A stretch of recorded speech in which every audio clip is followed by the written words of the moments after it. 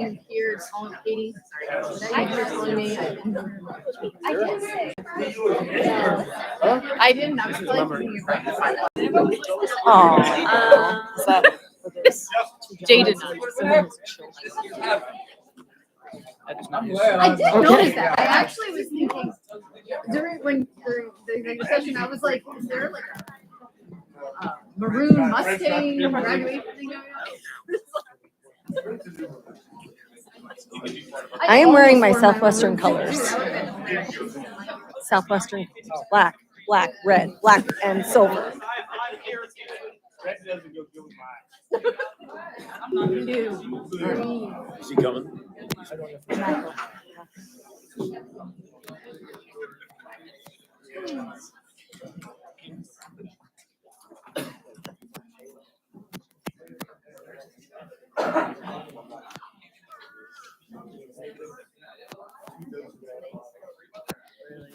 I have never loved it. Good evening. We would like to welcome you to the May 28th, 2025 regular meeting of the Southwestern School Board of Directors. I would like to call this meeting to order at 6:43 p.m. We appreciate your patience this evening as our executive session ran a little bit longer. We are grateful that you've joined us in person or online from home. The purpose of our meeting this evening is to conduct the business of the Southwestern School District. Prior to this public meeting, we held an executive session where we covered student matters.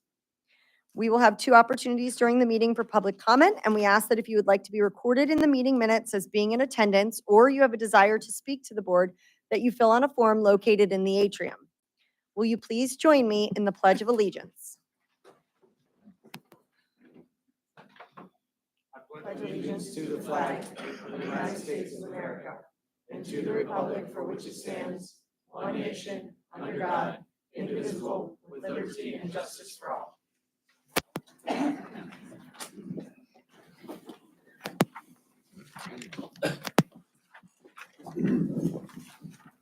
Thank you. Mr. Mummert, when you're ready. Mrs. Bauer. Here. Mr. Beard. Here. Mrs. Brennan. Here. Mr. Galazella. Here. Mr. Gelsinger. Here. Mr. Leidy. Here. Mr. Plessick. Mr. Smith. Here. Mrs. Weaver. Here. 8 present, 1 absent. Thank you. Mr. Plessick did let me know that he would not be in attendance this evening and says he will see everyone in June. Number 5, additions, deletions, or modifications to the agenda. Yes, if I may, I'd like to suggest we add a discussion under policy for administrative directive for end-of-day notice on employee physical assaults.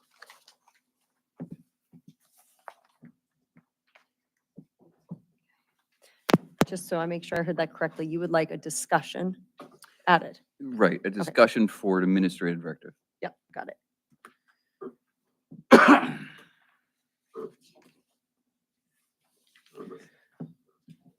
I need a second for that, Second. Mr. Gelsinger. So I have a recommendation from Director Galazella, a second from Director Gelsinger, excuse me. Roll call. Yeah. And a roll call vote, please. Mrs. Bauer. Yes. Mr. Beard. Yes. Mrs. Brennan. Yes. Mr. Gelsinger. Yes. Mr. Galazella. Yes. Mr. Leidy. Yes. Mr. Smith. Yes. Mrs. Weaver. Yes. 8 yes, 0 no. Any other additions, deletions, or modifications? Okay, moving forward. Recognition of visitors. For those of you that have signed in this evening, I do have your names that will be added to the minutes. If you have requested to speak, as stated earlier, you will have 2 opportunities to do that. The first will be on agenda-based items, and then the end public comment section at the end of the meeting will be for any non-agenda-based items. Okay. At this time, number 7, recognition of retirees. You want to join me over here? Sure. So I do not have everybody listed here because I think Mr. Bolson may have come up. So I'm going to go with who I have. If you're here and your name isn't called, please let me know. Marie Sanders, if you can come up. And we're going to ask Mr. Winters to share some whimsical quips about you and your tenure here. So And Mrs. Weaver will present you.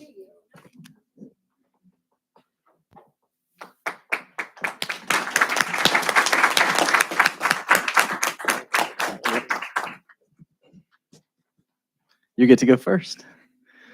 Maria has been at EHMMS for 22 years and has just been such a staple in the learning support environment, and most recently working with Mrs. Masonheimer and Mrs. Trimpe with intensive learning support. And she's consistent and she's compassionate, and she just does everything she can every day to support the students and the teachers, and we're going to really, really miss her. So congratulations on your retirement.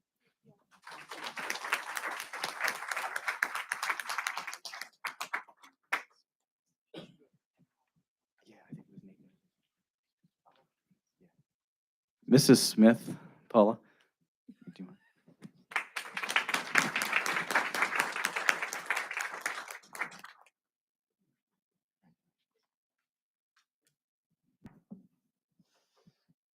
So we got to share, Paula, between building on the education side and our support side. Speaking from the support side, Paula was really a go-to person for me. She's part of what makes Southwest a great place. There was never any question about if she would handle it, if she could do it. She's always willing to step up, fill in. I was extremely grateful through the middle school renovation. She was the one that provided a lot of insight as to what happens on the educational side to our side of the aisle. Her insight was very valuable, and I depended upon her routinely on a daily basis through that process, and she has been sorely missed since she's stepped away and has the enviable job of taking care of the grandkids.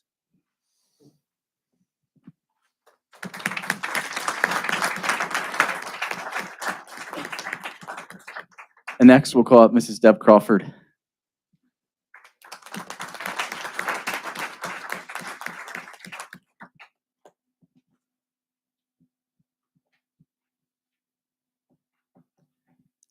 Deb is another wonderful paraeducator that we have at EHMMS. So if anyone is listening and you're interested in a paraeducator position, please go onto the website and apply, because we do have some openings.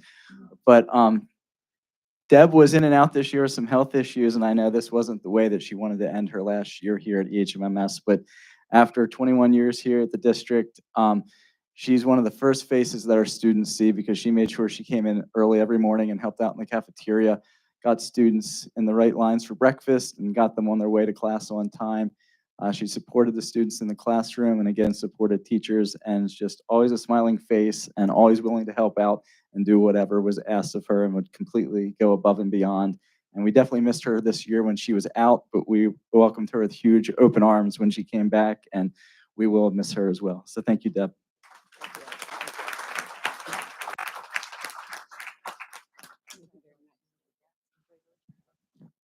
Dr. Downs, can you come up?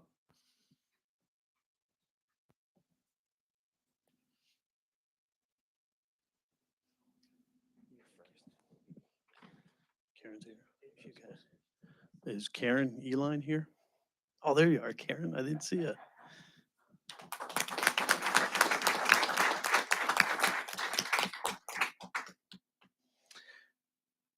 Karen is one of our retired. You've been retired for how many months now? About 5 months now. I was going to say she retired in January here, and one of our custodians at the high school. She always worked second shift, and Karen, well, not always, but most of the time I'd see her in second shift. Phenomenal job, always smiling, always friendly.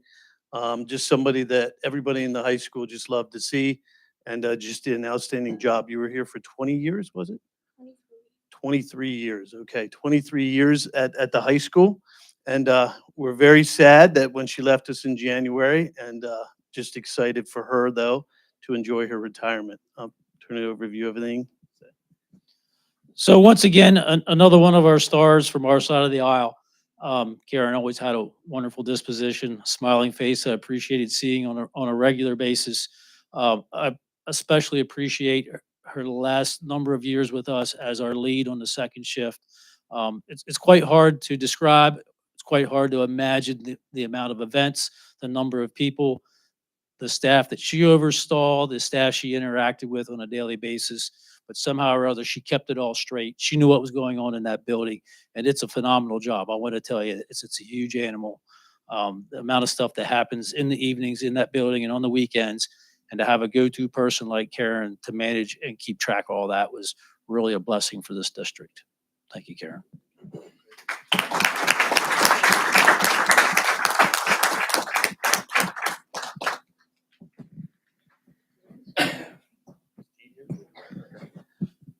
Dee Herzog, there she is.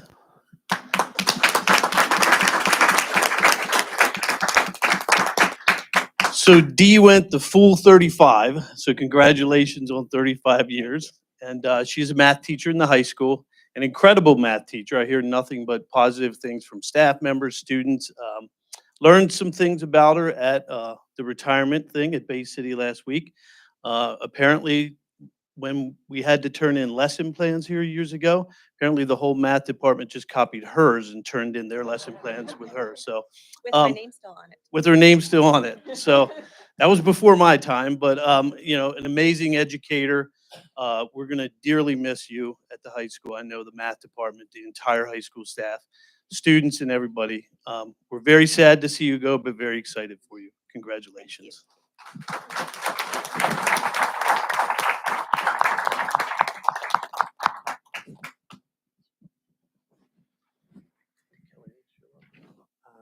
We missing anybody else who's retiring that we did not call up from any of the buildings? Okay.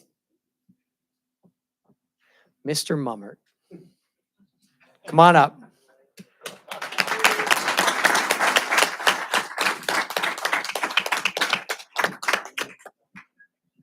There's a look. Everybody see it? Did you see that look? So when I came here 8 years ago, can you believe that? 8 years. You probably said, Jay, it feels like a year ago, right? It's been said.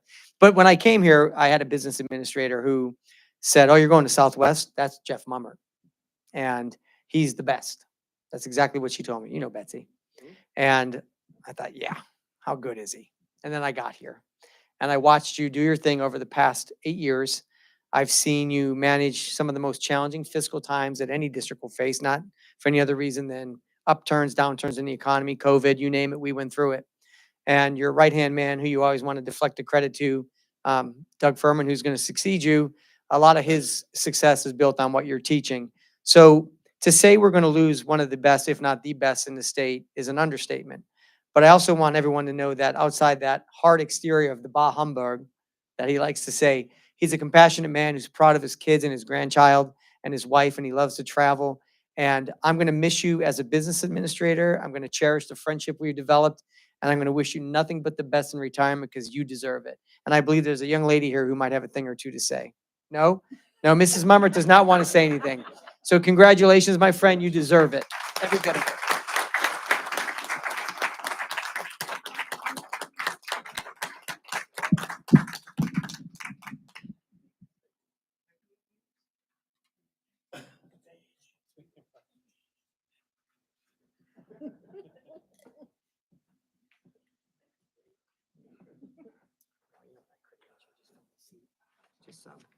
And also tonight, people that are retiring that are not here with us, Karen Mosley from middle school, Luis Banker from the high school, Earl Jones, Larry Reed, and Kelly Utz, all from the high school, Lisa Schmidt from transportation, Cynthia Stambaugh from transportation, Kevin Wentz from transportation, Christine Strasbaugh from Bearsville, Michelle Paus from the middle school, Michelle Krill from the middle school, and David Vega from the high school. So we wish them all the best in retirement as well.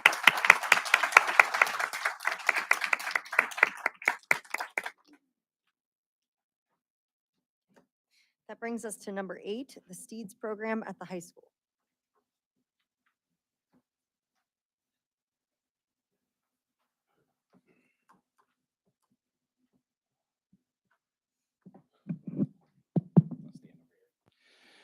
Good evening, everyone. Thank you for this opportunity to present tonight. I want to talk to you brief. Mr. Mummert, I promise you this will be brief. It's 4 slides. 2 minutes? Okay. Over the years, I learned from Jeff that to keep my presentations brief. But I'll do seriousness. I want to talk about the possibility of bringing the STEEDS program back to the high school.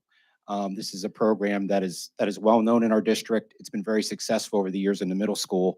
And some of you may be aware, at the high school, the STEEDS program has existed over the years in different structures. So I want to talk through sort of the rationale for that, and some discussions and logistics of the potential for having a program next year. If we could just move to the next slide. So every year, students arrive to the high school, and all schools, and there's a need for support. We're very fortunate in our district. I say this all the time. We have great kids. And the majority of our kids, when they make a mistake, we can provide them logical consequences. They're going to reflect on that mistake, and they're going to move on, and it's going to be corrected. But as in every public school, we do have students who need additional support. And those are students that not always may qualify for other services such as special education services, emotional support services, and they struggle in a traditional academic setting. And that impacts their own learning, but it also impacts the learning of others. So this program has been in place at the middle school for a number of years. And it offers mentorship to kids. It provides a structure, a strong sense of identity. But over the years, not having that program at the high school has been a bit problematic because we have kids who get a significant amount of support at the middle school. And as they've gone over to the high school, that support has not been there. So this year, sort of organically, there was a discussion that started with the high school administration, Mrs. Felter, Mrs. Broadback, myself. We organically started a conversation. We looped in Dr. Downs into that as well as it got a little bit more serious, just to talk through some logistics, resources, and personnel. But the important part of this program is it provides an adult who can work very individually with students, keep them connected to the school during those very important years. In my mind, the most important years for a kid is that 8th grade, 9th grade, and 10th grade year. If you can get kids through those years successfully, and where they have some ideas about what they want to do with their future, you can really make headway that way. So if we can move forward. So taking a look at sort of our rebranded version of STEEDS, it's a transitional program. And just a couple things that I want to highlight. Just because kids are misbehaving doesn't necessarily mean that they don't want to be successful or they don't care about school. In many cases, they just don't understand or haven't been taught how to navigate school in a way that works for them. And again, STEEDS, the program is meant to provide intentional support and mentorship to them during those very critical formative years. It's also really important, as I alluded to, that middle to high school gap. We have students who are very successful at the middle school level with that additional level of support. And when they go over to the high school, they lose that support. So this would provide an opportunity to bring back that support and allow those kids to be successful. And the third bullet that you see up there, to me, really is a win-win. Prevention is more effective, is more cost effective than intervention. So if we do this right, we're going to have kids in our school, they're going to have an appropriate support, but we're also going to minimize the need to potentially look at outside placements for those kids. So they're going to be successful in their own learning community with their peers, but we're also going to reduce the cost potentially that we would need to spend to put kids in placements if they will continue to make mistakes, and we'd have to look for an outside placement. So that's a really important point that I wanted to emphasize there. So as far as logistics of what we sort of envisioned that this would look like, and working with Dr. Downs and the high school administrative team, there would be a shared space. We currently have the Mustang Learning Lab, and there is a space, Dr. Downs, that would be available in which you would essentially have a divider in it. And we would still be able to have the Mustang Learning Lab for students who need to make up credits. But on the opposite side, we would be able to have a staff member who would be able to work with the students who are part of the STEEDS program. And how we envision it working is freshmen could have up to 2 courses that they would have in that classroom. They would be online courses where they would be there. They would have the support from the teacher, but also the mentorship. But they would also then have 2 classes that they would go out and be in a sort of a regular schedule with their classmates. As sophomores, we would bring that back to 1 course, as they're learning more about independence and self-advocacy, as they're maturing. And then as juniors and seniors, they would be fully out in the regular population, but would continue to have that connection with the STEEDS mentor through homeroom and then check-ins as needed. So we sort of envision as the kids have those courses. For example, let's just take, for example, a freshman. So we have a freshman and he or she has 2 courses that they complete online during the day, but they also have 2 courses that are traditional courses that they go out into the classroom for. So during the day, they would work online in those classes, but then when those other classes, if they were having a bad day, so to speak, they would be able to check in with the STEEDS teacher to get support in that way. This program has been so successful for us at the middle school because it allows our kids to get that behavior support they need, but they still have the opportunity to be a part of the regular population and see all the positive things that the other students are doing. So they have that motivation to continue to work on their skills to get better.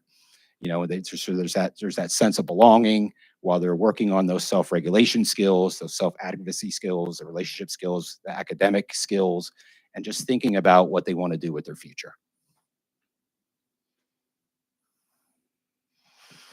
So just kind of to take a look at who this program is for, if you think of the typical student, this rebranded program would be for students who are exhibiting behaviors, again, that are impeding their own learning, but also impeding the learning of others, that could benefit from a structured home base where they would get the skills that they need and that consistent adult mentorship to help them be successful. We also envision this as a program is when we do have students who go out to other placements as they work their way back, this could be a transition program for them as they return to the building if it would be needed. To be clear, it is not designed for students who are learning support students or students who have an IEP or other learning support services, students who thrive independently in a traditional schedule, and students who get any kind of other service. So this would truly be for regular ed students who are just in need of that additional support for them to be successful. So just in closing, our high school has grown in so many different ways. There's so many different programs that we offer. We have internships. We have a large majority of kids now applying to York Tech, all kinds of talented people that work at the high school. But as we've evolved, we still have students who have that need for additional support. So this sort of rebranded program is an opportunity to provide that type of support for those students who need it. It will provide that consistency, that connection, and provide the skills with the ability to build those skills that they need to be successful, not only in high school, but as an adult. So that really wraps up my brief presentation. Jeff, I hope I kept it short enough. I know it was beyond 2 minutes. Anybody have any questions? The other thing that I want to discuss that as I tried to run through this, as we looked at resources, we're not looking for any additional resources. We're not looking for any additional personnel. This would be something that we would manage within the personnel we already have at the high school and within the budget that we already have as well. So I wanted to make sure that that was clear. Yeah, that was my question. What teachers would be there? Is this during some of their preparation time that they're going to be in this area helping out, or is it how are we going to? No, it wouldn't be like teachers. It wouldn't be teachers working it during their planning time. So we sort of have an idea of a staff member that would sort of be the person who's running the Mustang Learning Lab right now is Mr. Bobby Wilderson. So as I've talked with with Dr. Downs, he's been the person we've sort of identified as being the person who would be the lead person of the STEEDS program, but also still maintain his role of leading the Mustang Learning Lab. So am I understanding that you're thinking, like, even though tomorrow's the last day of school, you're thinking about logistically starting this at the beginning of this upcoming school year? Yes, ma'am. And you think logistically that's feasible based on the foundation that's already established here at the middle school? I believe so, yes. Thank you. Do we I have, personally heard good things about STEEDS years ago, and I think a lot of staff members question where it ever went to begin with. So I appreciate you looking into this. Thank you. Appreciate it, Mr. Gelsinger. do we have 8th grade students in the program here that creating this program starting in 9th grade would benefit? We do. I'll reach out to Mr. Winters here. I believe we have a handful of students that would, we have 4 students that we would envision would be able to Transition up. transition to the program. to the high school.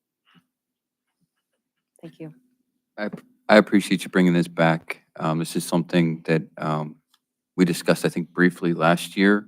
As far as lowering the amount of disruptions we have in our schools, I think this will be a big effective piece, and it was effective in the past, and I'm very appreciative of you bringing it back to lower the amount of disruptions we have in our schools. So thank you. And I appreciate it, but I really owe it to the high school staff. Like I said, this has been a conversation that I've had with Mrs. Broadbeck, Mrs. Felter, Dr. Downs, and it's been ongoing throughout the year. We met several times throughout the year. We discussed things.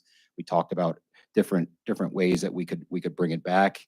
Again, understanding that, you know, there's limited resources, so we have to figure this out with the staff we currently have and the resources we currently have. So there were several meetings that we held throughout the year, and we really had to give them the credit because they did most of the legwork. I was just really there kind of to support them, and because of that, I told them I would take care of this end of it with the presentation. So I do think it will be a great program for our kids. Again, if we can support kids within our district, within our schools, and allow them to be around their peers, to get the support that they need from them, I just think it's a win-win all the way around. Thank you. Thank you, sir. Okay. This brings us to number 9, which is the first opportunity to address the board. These are for agenda-related items, so anything that would be on our agenda this evening. I do have people that have signed in to speak, none of which have asked to address an agenda-based item, but have asked to speak, so that would be for the second part. Is there anyone here in the audience this evening that would like to address an agenda-based item for tonight's agenda? I don't want to. But when you say the second part, There is another, so the it's, second part at the end of Yes, this sir. document? yes, sir, Okay. at visitors. So then number I've got a point of information. If you operate via Robert's rules, I don't know whether you do or you don't. Do you? Yes, sir. Okay. So my point of information is, I would like to suspend the rules to hear the visitors at the very end and move that to the next thing on the agenda, because I know that vast majority of the people that sit behind me, including my daughter, are seniors at the high school, and they want to ask questions and talk to this board. So my motion is to suspend the rules to hear this next. Motions can only come from board members. Okay, so then how do I get it up there?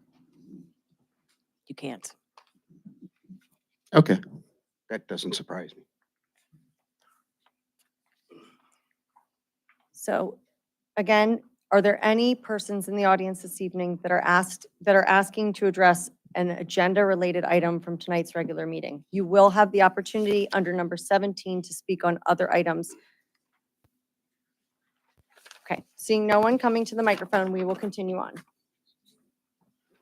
Number 10, action on minutes. Does anyone have any adjustments or comments or corrections that they need to the posted minutes? There's quite a few minutes that are listed here. Nope, seeing none, we'll move on. This brings us to our student representatives, Trinia and Esme. You got Oh, I it. got it, okay. All right, so me and Esme do not have a full report today, but we would like to say congratulations to the boys track team and the girls softball team for their county championship. And the class of 2025, we are just ready to graduate, and we hope that you all hear us out today. And then that's all that we have. I can't.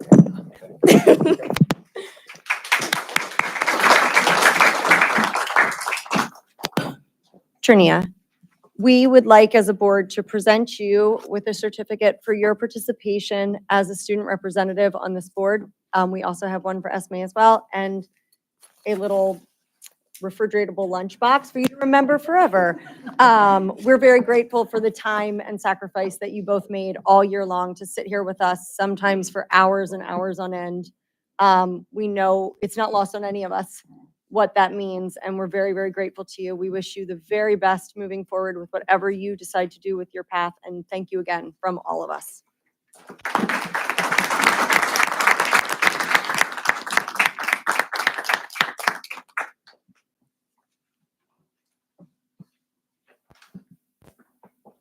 This brings us to item number 12, matters for which board action is required. Personnel Committee, Mr. Smith. Yes, I am making a motion to approve 12A, 1, 2, 3, and 4. Second. I have a motion for Mr. Smith and a second for Mr. Leidy. Hearing no comments, roll call vote. I got, Oh, I'm sorry. just making sure that Mr. Furman is volunteering for the position as our board secretary. Okay. And it wasn't a voluntold. Thank Okay. you. Roll call vote, please. Mr. Beard, Yes. Mrs. Brennan, Yes. Mr. Gelsinger, Yes. Mr. Galzella, Yes. Mr. Leidy, Yes. Mr. Smith, Yes. Mrs. Bauer, Yes. Mrs. Weaver. Yes. 8 yes, 0 no. And resignations will be noted in the meeting minutes. Thank you, Mr. Smith. 12B, Finance and Support Services Committee, Mrs. Bauer. Does anyone want any of these items broken out? Seeing none. I would like to make a motion for items 12B 1, 2, 3, 4, and 5. Second. I have a motion for Mrs. Bauer and a second for Mr. Gelsinger. Item number 1 is a recommendation to approve the April 2025 financial reports for the general fund. Item 2 is a recommendation to approve the April 2025 financial reports for food services. Item 3 is a recommendation to approve the rates for the 25-26 non-residential tuition students. Item 4 is a recommendation to adopt the 2025 homestead and farmstead exclusion resolution. Item number 5 is a recommendation to adopt the installment tax payment resolution. Any questions on any of these items? Okay, seeing none, roll call vote, please. Mrs. Brennan, Yes. Mr. Gelsinger, Yes. Mr. Galzella, Yes. Mr. Leidy, Yes. Mr. Smith, Yes. Mrs. Bauer, Yes. Mr. Beard, Yes. Mrs. Weaver. Yes. 8 yes, 0 no. 12C, Program Committee, Mr. Beard. There are two items, and I'll break those out separately. So the first item is 12C1. Make a motion to approve the list of 350 students for the graduating class of 2025. Second. I think we all seconded that. Yeah. Mr. Mummert, for the record, I have a motion from Mr. Beard, I second from Mrs. Bauer, and you can put emphatically that the rest of us seconded as well. Roll call vote, please. Mr. Gelsinger, Yes. Mr. Galzella, Yes. Mr. Leidy, Yes. Mr. Smith. Yes. Mrs. Bauer, Yes. Mr. Beard, Yes. Mrs. Brennan, Yes. Mrs. Weaver. Yes. 8 yes, 0 no. And congratulations to all of you in the room. You're now approved. So the second item, 12C2, make a motion to open discussion of the Right at School program. Second. Okay, I have a, Not a motion. You don't. it's just discussion. Okay. Do you have something or? Answer questions and clarify from the last presentation. So I'd like to open it up with a couple of statements for the board. I've spoken to some teachers and I just want to kind of give some perspectives on the program. So if you weren't here 2 weeks ago, we were presented with a program that will be an after-school program that seems very flexible and looks like a good program that's not necessarily a daycare, but it's a learning opportunity after school that is essentially a daycare.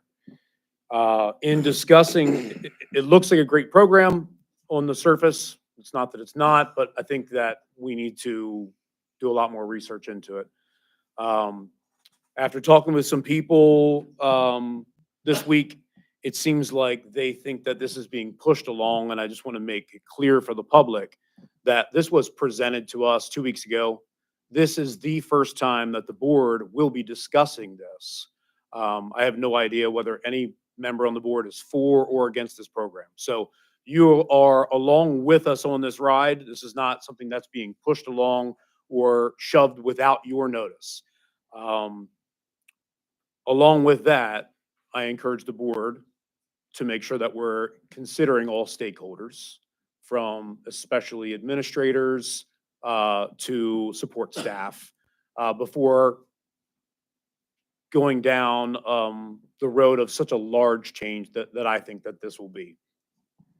One of the main reasons that I think that is anytime that we are introducing something else into our school, good or bad, I think we put an additional burden on our administrators.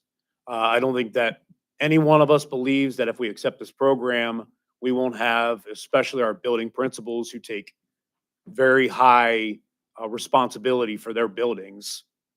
There's no doubt in my mind they'll spend additional time in our schools, and that's my biggest concern with this program. Some of the other concerns that I have, and these are kind of questions, but I guess kind of statements, is so will there be, first of all, will there be facility fees for this program? Are they a 501c3 nonprofit?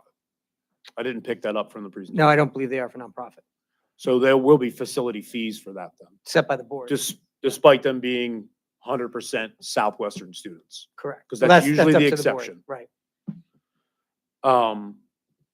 So there will be an ability to recoup costs that are incurred from their program.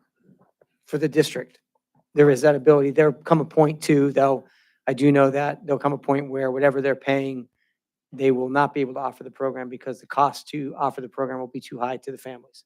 I don't know what that is. Right. But I do know that there will be a point that they could say, we can't offer the program because the fees are too high.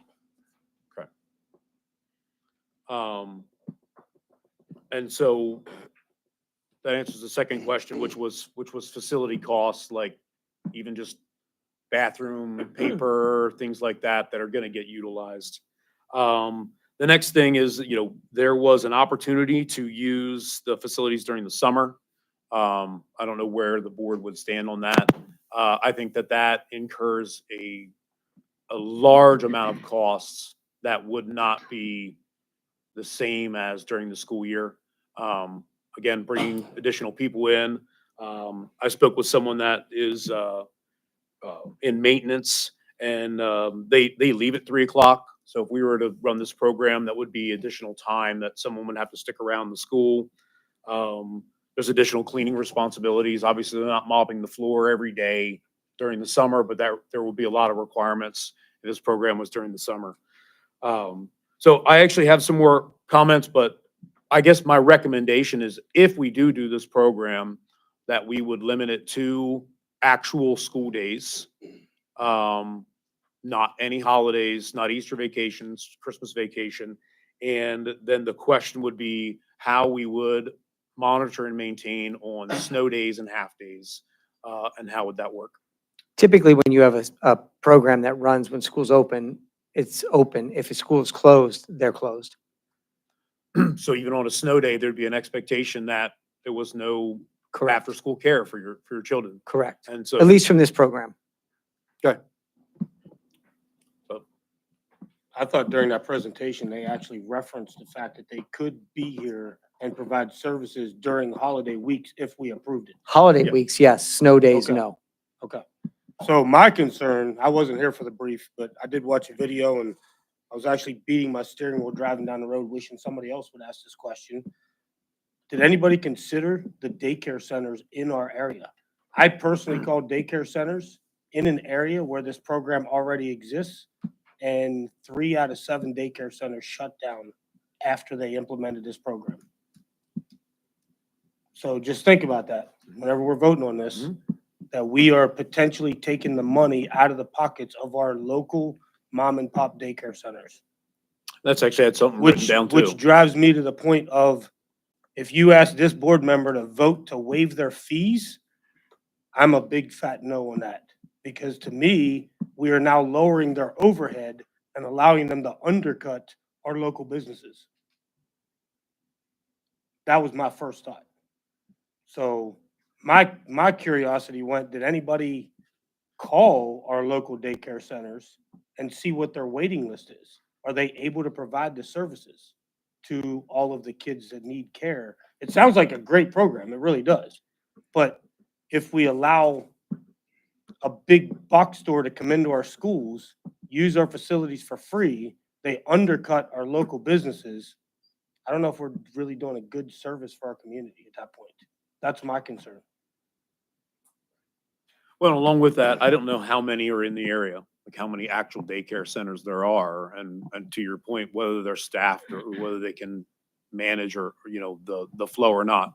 I know another concern is transportation to them. And the benefit to this is that the kids are already here and they stay after school.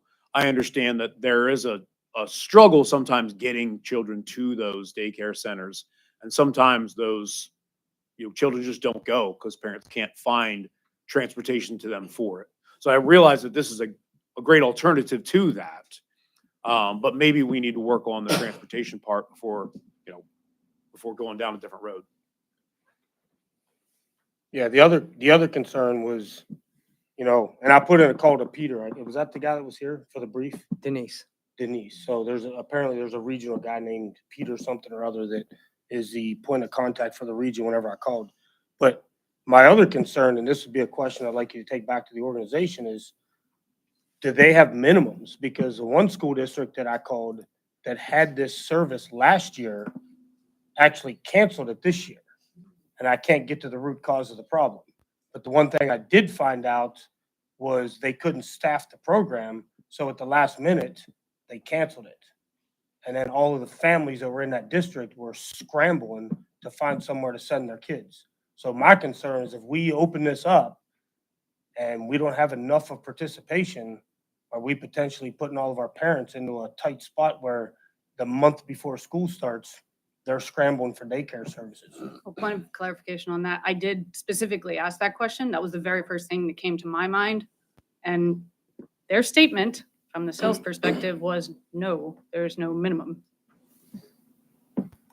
I talked to a district to shut the program down after 1 year. Mr. They won't give Bauer, a reason why. I think she did say 15. That number sticks in my Survey mind. results. She was confident with survey. She was confident with the survey results, looking for a minimum of 15. Right. Yes. Yeah. Yes. Was that per school? Yes, Okay, per site, per site. per site. So would we potentially, let's say we had 15 students for 3 of our elementary schools. Would we look at possibly busing them to one location so we can meet the minimum? That wouldn't be my recommendation. The thing that, you know, I hear what you're saying about the local businesses, and I don't dispute that. The reason that that was brought to you for, if nothing else, an exploratory conversation like we're having, is we had about 278 families say they were interested, which is a very high number. So I don't know if that's a number that needs additional services that they can't get from their daycares, or they never thought about a daycare, or to Mr. Leidy's point, that, you know, they're, because it's local, they don't have to have transportation. The goal is not to put anyone out of business. It was to bring a program that might serve our community a little better. If we determine it doesn't, then it doesn't. There's no pressure to do it. There's just it was an exploration for an opportunity. And I'm not saying it's gonna happen. That was the first thing that came to mind Right. whenever I was listening to the presentation, driving down the road was, Sure. you know, I know where I live, there's one daycare center very close to the school. And I called and asked prices, and they're already cheaper than our local daycares. And they offer 1-day service, 2-day service. So they're already at an advantage against our local businesses. Where our local businesses do not do 1-day service, do not do 2-day services, because they obviously can't run a business that way. So just things to take into consideration whenever we're deciding. Very good.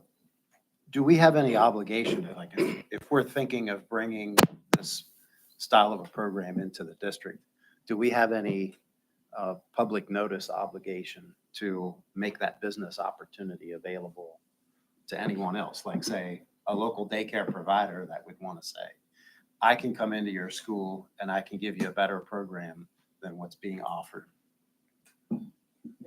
So we don't have any obligation to sort of compete the opportunity.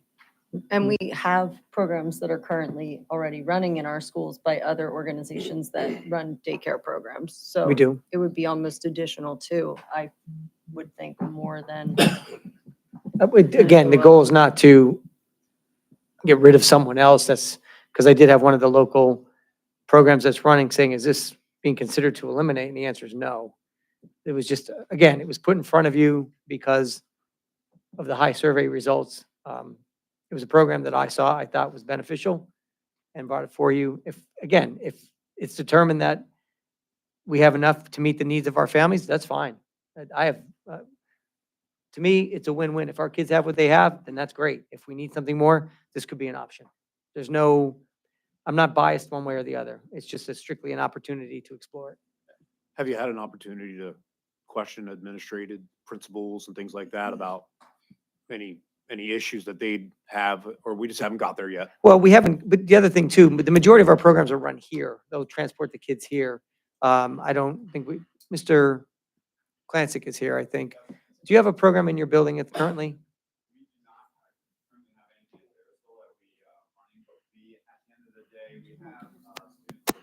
Mr. Clancy, can you come to the microphone? I'm sorry to interrupt you while you were speaking, sir, but I'd like everyone at home to be able to hear your answer. No, you're good. Just throw it back there to them. That's probably not the way to go. Other way, sir. Thank you, sir. Is this close enough? It is. Yeah, so we have students that go to the YMCA. We have students that go to the YWCA, YMCA. We have students that go to SOS. Also, Does any come over to Yakta? Do you bring it to Yakta here at the middle yes, yes, definitely have students that go to Yakta. There's Discovery Place. We have students going many different directions, you know, to different daycares throughout the community. We actually have a listing, and we keep it in our office, of different daycares, because when parents come in, they ask, hey, are there any after-school programs, any preschool or before-school programs in the morning? And we're not biased, you know, we unbiased. We give them a list of what we have available, the ones that are out there. But we don't want to push one versus the other. Thank you. Okay, so Yes.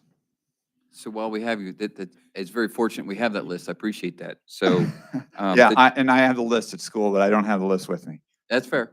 Okay, I can go get it. We're early discussion here, so we don't need it. Because I know they all want to wait. So I'll run. Yeah. So to my mind, there's two issues here. One is, are we providing a service that's full elsewhere? Are the daycares full, basically? That's really the So the I starting would point. say, as a mom that pays for after-school care, price is not the only thing that goes into consideration for after-school care as well. A lot of daycares run on a full-time or part-time basis. In order for a child to get maybe an hour and a half to 2 hours after school, 4 to 5 days a week, if you hit that full-time rate, you're paying a full-time rate if you use 12 hours or if you use 40 hours. So for some families, that's economically impossible. So that, to your point, and I agree, the idea of only having to pay for what you use would be very beneficial for some families who need that, as I call it, the gap. So let's use a teacher for an example. We have an elementary school teacher whose child needs after-school care. They can't be in their classroom with them because that is contract teacher time. But if our elementary schools end at 2:25 and our elementary teacher's contract ends at 3:15, they need 45 minutes of daycare for their child to potentially be driven to a daycare center, sit at the daycare center. They may not even be off the bus before their parent is finished for the day. So there's definitely different levels of need that would create a necessity for this type of program. We did used to have the YMCA, at least Yes. at Park Hills. They had a site at Park Hills years and years ago. We had it at Bearsville as well. At And Bearsville. COVID changed all that. And then when you push out my way, Mannheim, as Keith referenced, there is one wonderful daycare provider that provides daycare for as many Mannheim families as she can, but I do not speak for her, but I believe that lady has had a wonderful wait list for years because she is the best of the best. So for Mannheim, we're super limited because Mannheim will not bus into town to daycares. Mannheim doesn't come into We Care Best, and they would never go across the line to Celebrate or any of those types of places. So for some people, it's money. For some people, it's proximity. And then the last piece is time, meaning what time does your center close? Some daycare centers close before parents can even make it back from where they're working. So it's just so many different variables, I think, that go into making that after-school care decision, that it's possible to get all these answers, but it's not going to be the same for every family, unfortunately. Yeah, So if I I'm, could I'm kick- glad you bring that up because there are so many different places. Like we have some kids that go Tuesday, Thursday, some go Monday, Wednesday, Friday, some go all days. And I thought of another place, Little Bloomers. I forgot. I'm looking at that sheet right now in my mind. So I'll come up with another one here, but go ahead. So I'm grateful we have that sheet because, to Mr. Gelsinger's point, I am very reluctant to have local government compete with small business. Ms. Weaver, to your point of the cost, there's a reason there's a cost, right? Because that's what it takes them to maintain their facilities. And so I do not in any way want to undercut local businesses. Anytime we government subsidy, we ruin free market everywhere. So this is no different. So if we're going to provide this as local government, my first question is, I would want to, if I'm going to vote yes on this, I want to be able to contact every person on that list and say, have you considered doing this in the school? And do we give them the same amount of access? Are we able to host other daycares that want to provide a similar program in our school? Are we space limited? We haven't been asked, as far as I know. I do know that after COVID, when the YW and the YMCA left, I don't know that I could be wrong, but I don't recall being asked for them to return. I think they have off sites. So to answer your question, I've not been approached. So, and that's really gets to what I'm saying is, are we competing or are we supporting? Are we filling a gap? And that's where that answer really has to come from our local daycares, right? Well, If and I our know that local the daycares say, YW we're full, if they Right. say we're full, we're at capacity, we can't handle anymore, then the next question is, do you want to run a program here? Because I imagine a lot of them don't want to develop the program. This program was very well developed and organized. A lot of those daycares, I don't think would want to, but we should be providing that opportunity to them, just like we would right at school. The YW and the YMCA have expressed interest in possibly expand. I think, well, I'm going to assume they were talking about expanding, but they had expressed some concern about the district bringing a program like this in. And I shared with them when it was being presented. I believe they sent representatives, so we can have further conversation with them. Again, not to compete with them or try to put them out of business, just to offer another opportunity. But that's where it gets competitive is the space, right? Just like our facilities are I don't know free. that they want our space, though. We'd have to ask them that question. So that's a fair question you're asking. Right, and that space speaks to the convenience of after school, right? If they're using our space, then there's convenience for parents to be able to have their kids there in that interim, like you were speaking to, Mandy, and so if we're gonna provide that space, it's limited to how many people we can do it, and that speaks to Mr. Beard's question of, is this a bid situation? But it's not, because we allow free access to our facilities to anyone who wants to apply for them. So I guess it comes down to developing as we go forward, how much space do we have available to offer, and is it competitive to local daycare? So I'd want to know, have we contacted local daycares? Are they max capacity? And how much space do we have? And what happens if another daycare wants to do the same thing here? Well, we could do an RFP and, Mhm. and offer that Right. out, because Mhm. then if they do have interest, they would have to take the initiative, understandably, because then that allows them the opportunity to look at their staffing, look at their facilities, look at, where they stand and whether they could provide what the district would need, because as I'm understanding, this would be an after-school program at all four of our elementary schools, which potentially would be a great opportunity for local business, but also comes at a heavy lift for a local business. So allowing them the opportunity to come to us and say, hey, I actually think we can do this and here's how, Yeah, totally agree. versus calling them, which there's nothing wrong with that, but if they're not interested, then let them come to us and make it public that we're looking. But in that we work hand in hand with them right now, I don't think it's a far reach to ask them in looking at this program, are the local daycares already at capacity? I think that's a simple thing we can do.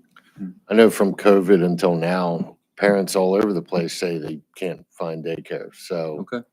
I mean, I can probably think of 100 in a short period of time that I remember saying that over the last couple of years. So I'm pretty sure there's waiting lists at all of them.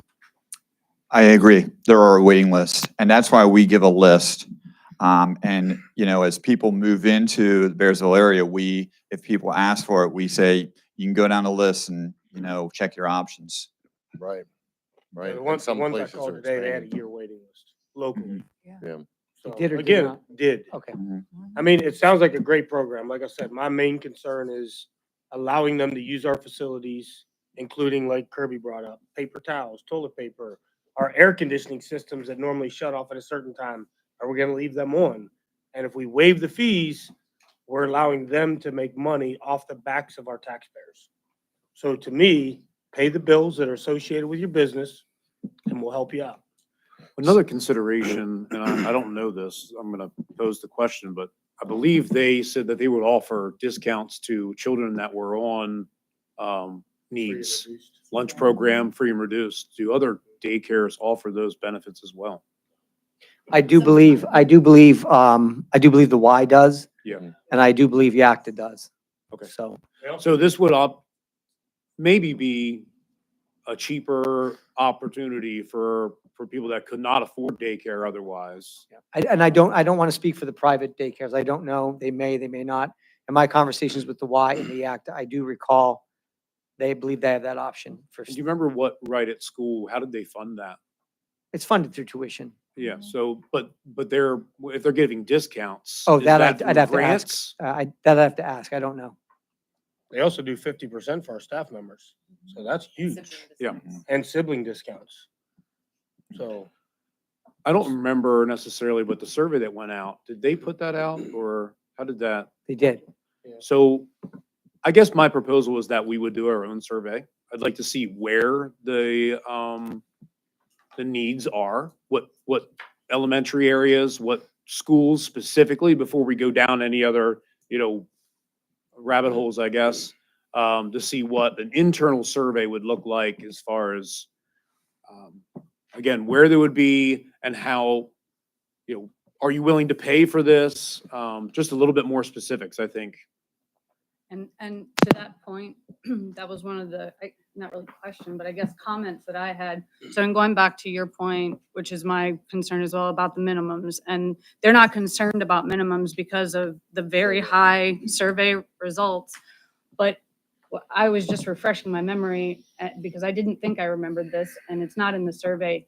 So a higher percentage of people wanted 1 or 3 days, but there's no distinction as far as by school. So if you have one school that only wants 1 or 3 days a week, but then you have another school that dominantly wants 5 days, that could be a resource problem. And that goes back to the 15 participant per day or whatever minimum per school. We may only meet that a couple days a week at one location. That's correct. Yeah. I did That's the receive, responsibility of that private company to solve that problem. But it's a good point. I did receive some questions from custodial staff in a few of the buildings asking how that would work, or when these people are done for the day, are they cleaning the bathrooms? Or does that go into the cycle of the custodians in the morning, depending on when they would get there in the morning, how that coincides with custodians getting there and things like that. So there was concerns that I heard was on that side of things. I do know in talking with Mr. Osborne, they would put them in a section where that entire section wouldn't be cleaned until they were gone. So they wouldn't have to do it a second time. And then I would assume they, like any business that would use it, they would leave the space at least like they found it. When that goes into my original question, they would be paying facility fees as well. I wouldn't waive, I don't know what they would be. We would have to find out what a reasonable amount is without overwhelming them. But they're definitely gonna have to pay for some of the extra upkeep that's gonna be cost our facilities. Yeah, I would think so, because I doubt they're gonna clean the bathrooms when they leave every day. No, they So- certainly wouldn't do that, but I would expect that if there was a significant amount of trash above and beyond them when they found it, they would help to contribute to cleaning it. Yeah, those were the concerns I heard, so.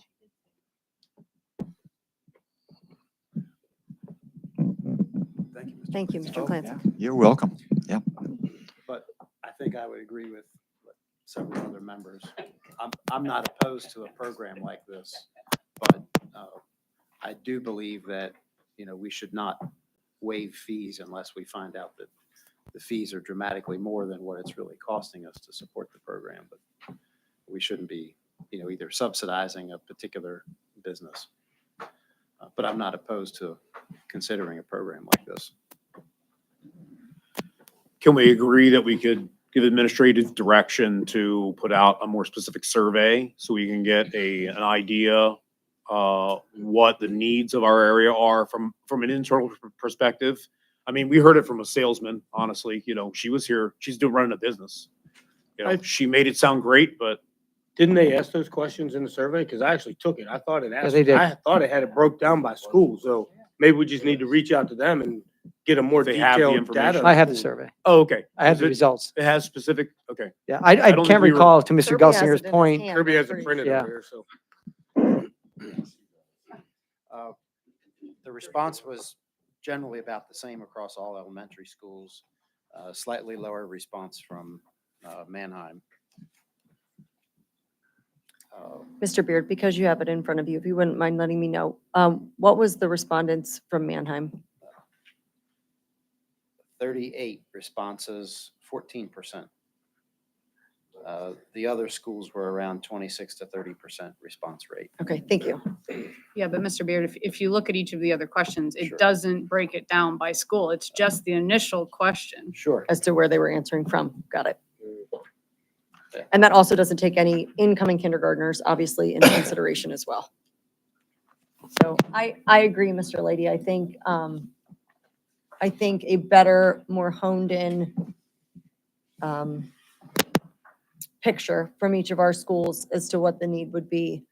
And truly, if you think about it, even a breakdown from grade, because being respectful to those who run it, 22 5-year-olds is a very different after-school program than 22 12-year-olds.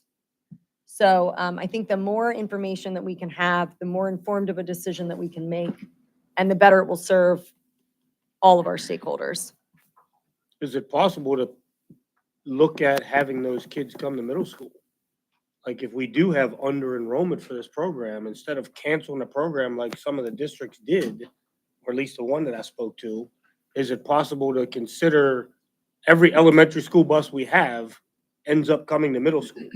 So could we have one big program at the middle school with 25 or 30 kids that's compounded from all the elementary schools? That's Yakta. That's Yakta. They're already here. That does Okay. happen. So could they That's the one expand put in the theirs? cafeteria? Correct. They have low Okay. enrollment. Yeah, And I their don't know enrollment's whether it's pretty low. because people don't want to play tennis or what. Like, I think that there's a whole different, I don't know if they don't get they've said they can't pass out flyers and stuff, but I think we're gonna get a lot more people in right to school than we are Yakta for some reason. So, again, I don't think they're competing. You almost could run two. But I agree with, if we need it that way. It doesn't sound like we will, but until we do a survey with more specifics, then we won't know. I just hate to have parents plan for it and then all of a sudden it goes away because there was only 14 kids in Right. one school and they're like, nope, not enough. Yeah, and I do think that in order to staff Right at School or any program, not just Right at School, we're going to have to look at next summer to get it up and running. Because by the time the survey's out, collected, looked at, you're at towards the end of June. I don't know if they're going to staff it. I know it would be very challenging, and I don't want to overpromise that we'll have a program when we won't. So I think what we have to do is, and your suggestions are great. I just don't think we'll have something ready for this year, and that's okay, because we still have businesses that can support. We'll just have to look at over the course of the next year, how does that work? What does that information gathering look like? Send out pricing to parents, look at fee structures, and then we could probably late spring say for the 26, 27 school year, program will be offered at A, B, and C, and this will be the cost. And to Keith's point, I 100% agree. I think as a parent, there's nothing more terrifying than having your daycare come out from under you when you don't Last have minute. any options. And I think the other benefit to this, if we are able to do this, is guaranteeing parents a program that runs to a set amount of time might actually allow parents that have been looking to work the opportunity to go back to work because they don't need to be home for the bus at 2:30. Because we as a district send our babies first and our big kids second, and a lot of other districts do the opposite, which means that the littles don't get home till 4:30, 4:45, which is a less amount of time that they potentially are alone without adult supervision. So if we can provide that, we may be opening doors for families economically as well. maybe. Does their ratios follow daycare ratio requirements, or does it follow student to teacher ratio requirements? There are separate after-school ratio requirements under the Department of Human So Services. they don't follow the teacher, they follow the Correct. daycare. Correct, yeah. Okay, I think we're a long way out. I Yeah. think we can motion to close discussion. we don't need a motion, Yeah, I but we know. can be finished. Okay. This brings us to 12D, Buildings, Grounds, and Equipment Committee in Mr. Plessig's absence. Mr. Lighty, I'm sorry to put you on the spot, but would you be able to do this? Absolutely. Thank you, sir. I'd make a motion to approve 12D 1, 2, and 3. Second. I have a motion from Mr. Lighty and a second from Mr. Smith.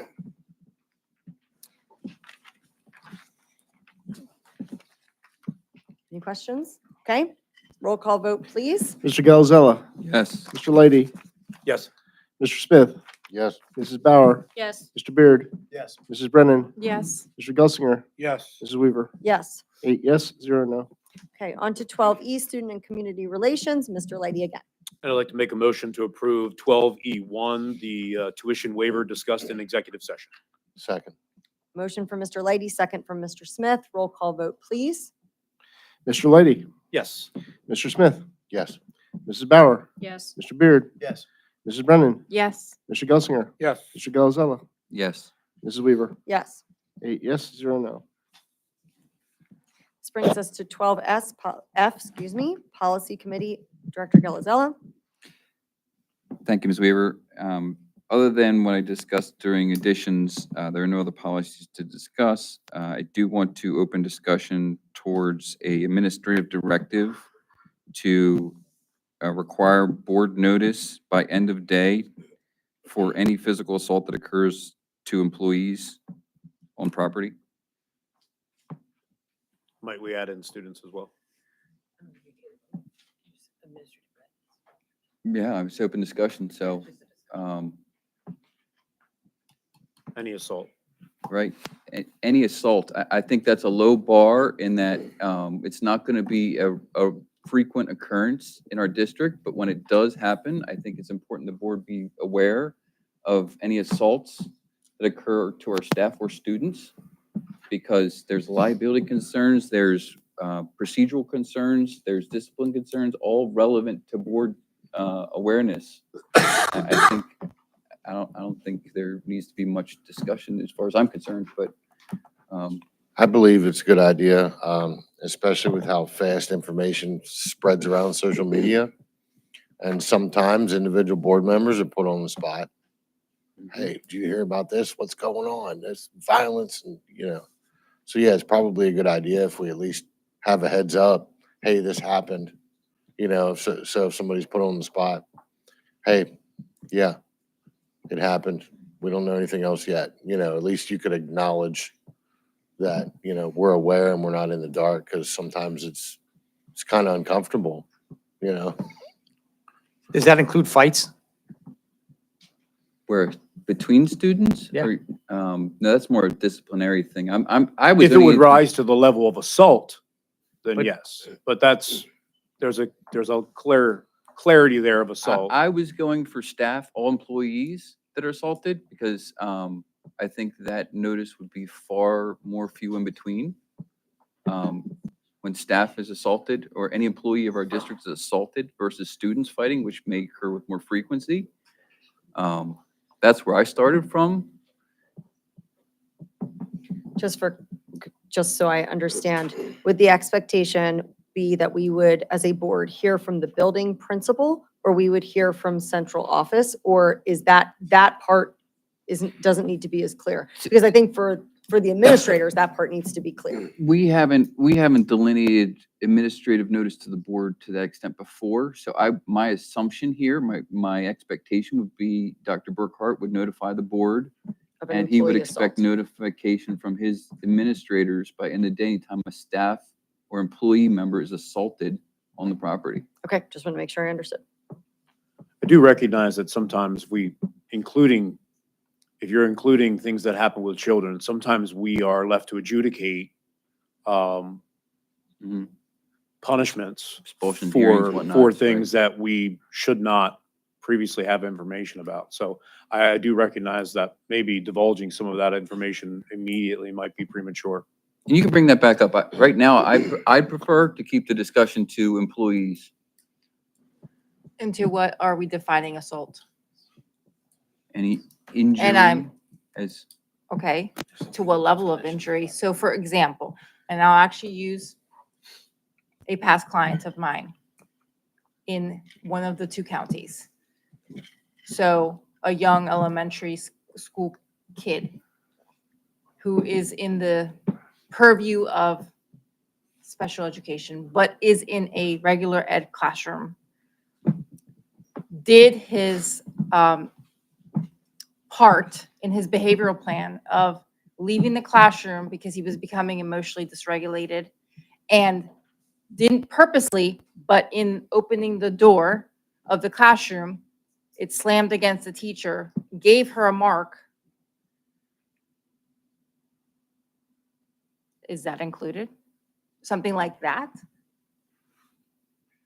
Because someone would say, well, the teacher got hurt. I think we can all agree the situation that this brought this to topic was an assault. And I personally want to apologize to every one of our staff members who have ever been verbally berated by a family member or a student.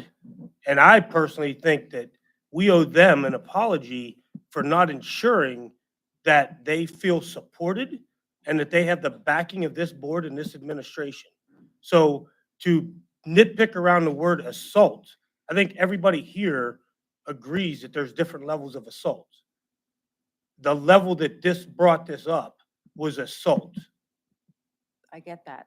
That's so not what I'm you're saying. trying to ask whether it's injury versus assault. Correct. That, Right. I'm So, not negating that. I'm Okay. talking about what you're asking for them, right? Because they might need that direction. Do they need to report to us that, let's say, for example, some kid did such a thing, it hurt the teacher?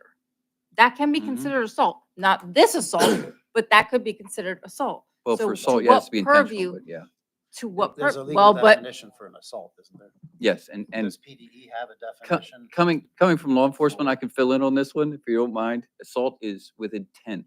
I get Okay, so that. there has to be intent to injure. I So in get your that. scenario, In my scenario, it he wouldn't said be an that, but assault.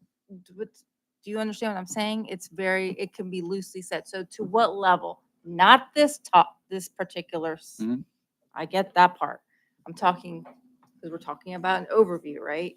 Right, let's clarify the terms, right, Right, and so exactly. that's all I So- was So clarifying. anytime an employee is assaulted, that means intentionally injured.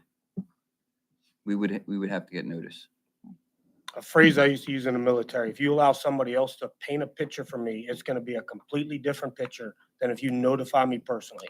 So in Mhm. situations like this, a simple text message to our group text or a quick email just notifying everybody what happened. So whenever it comes out on Facebook or whenever family members come home and they start venting, or whenever students are like, my day was disrupted by somebody.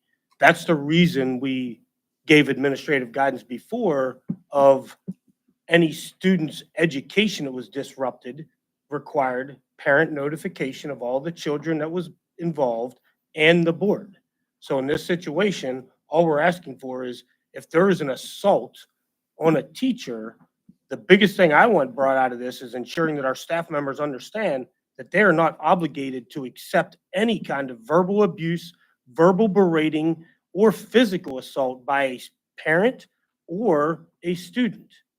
My definition of somebody yelling in my face and berating me, I can promise, is way different than somebody that's been a teacher for 2 or 3 years. I mean, the Marine Corps is nothing but verbal abuse. I'm pretty used to being verbally abused. So if somebody wants to scream in somebody's face, bring it my way. You won't offend me at all. But our teachers deserve better, and they deserve to be supported by this board and by this administration. And we need to speak out and make sure they know that they have our support. And I'd like to ask Dr. Burkhardt if you would reiterate what you stated earlier, that under no circumstances should teachers endure a level of verbal or physical abuse. think- They're absolutely free to exit the scene. I think in the that word should be circumstance. staff. I don't Staff, think we should yes. just teachers, because we Yes, have a lot of agreed, staff. Yes, staff. Yeah. That is your feeling, correct? 100%. Okay, so I just want to make that clear publicly to anyone that's viewing this. Under no circumstances should you be enduring that level of abuse or injury. So, getting back to the Yes, sir. suggested administrative directive. Yes, sir. So, any employee injured with intent should be noticed, there should be notice sent to the board within, we would say 24 hours? Is that our other, is it end of day or 24 hours? What's our other policy, Jay? I would appreciate the 24 hours just because it could happen at 6 o'clock. Understood. And then I might not be notified, but based on this conversation, if and when I'm informed, you'll be informed immediately. It'll just be a continuation of the information to say, Just for clarity, to my point, it's not an if, it's a must. no, I'm saying if when I'm told, Okay, you will be I got told. you. Okay. But I'm saying it could happen, it may happen after school hours at it could be a Sporting dance event, or a yeah. sporting event. And sometimes I don't see the message until an hour or two later, then, Understand. so you'll be notified when I'm told. You do have a lot to handle, so that seems fair. Are there any board members that would like to add any additional information to this? Or I any think, more- I think if anything, I don't disagree with you. I only was simply asking a question, but to that point, both, Okay. all. I think this, though, will alleviate the game of telephone that goes on Hmm. and the conversation and potential HIPAA violations that go on. Because I think there's a lot of game of telephone. I heard that, I heard that, I heard that, I heard that, and it goes as the game of telephone goes. So if anything, it'll prevent that.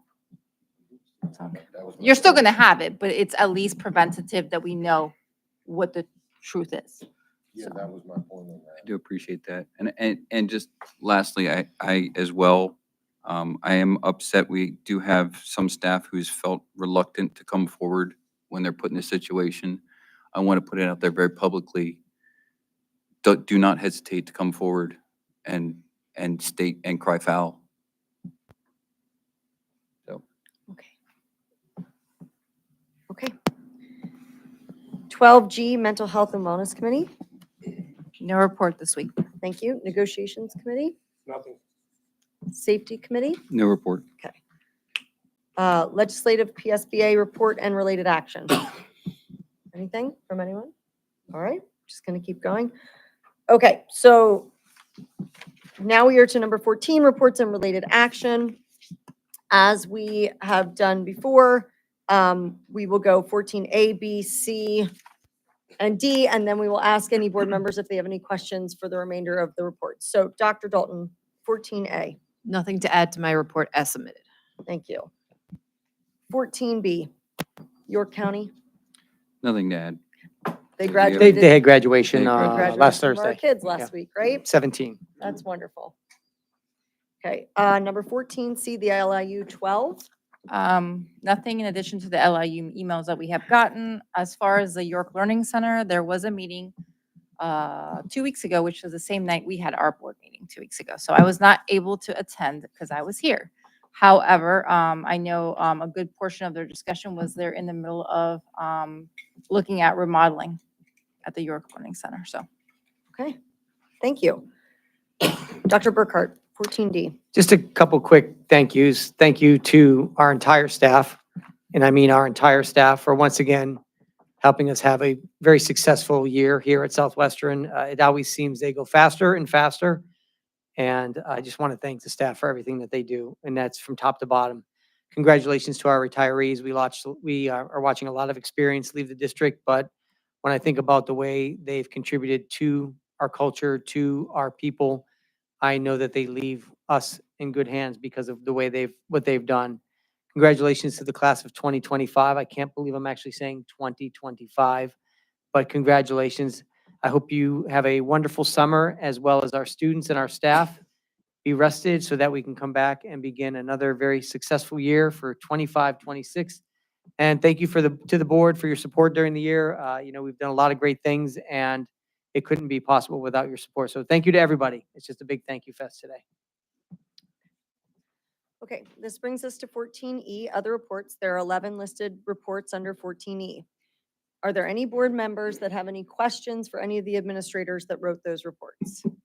I have one for Dr. Smale. One for Dr. Smale. Dr. Smale. No, he's there. Very briefly, in looking at the report of pending evaluations every year, again, I was reminded looking at the report, here we are, April, May, the end of the year, and we still have 21 initial evaluations to do. I just want a general understanding of how we can get to the end of the year and still be starting initial evaluations on 21 students. Wouldn't it make sense to have identified them throughout the year? So many of those students have been in the IST process, and they've received interventions.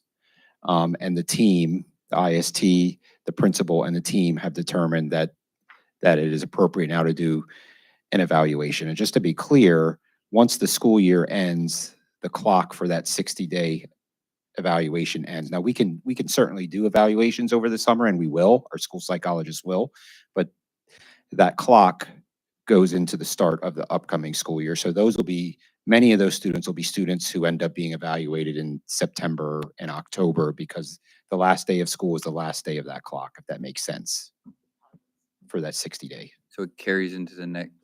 Correct. It pauses, yes. Okay. So for example, if hypothetically speaking, if we received a referral tomorrow, Right.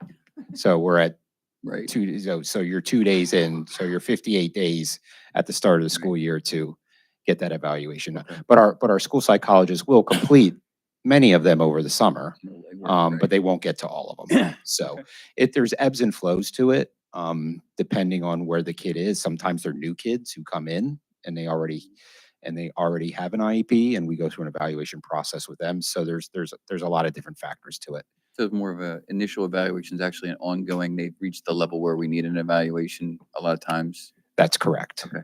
Okay. Appreciate the clarity. Thank you.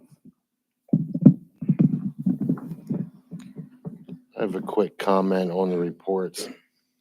If you look at while you're reading the reports, especially Dr. Smale and others, you always see that they mention Mr. Schild in their reports, working with him on a lot of things. It's been over a year since we originally interviewed Mr. Schild to come here to Southwest, and he has far exceeded expectations time after time.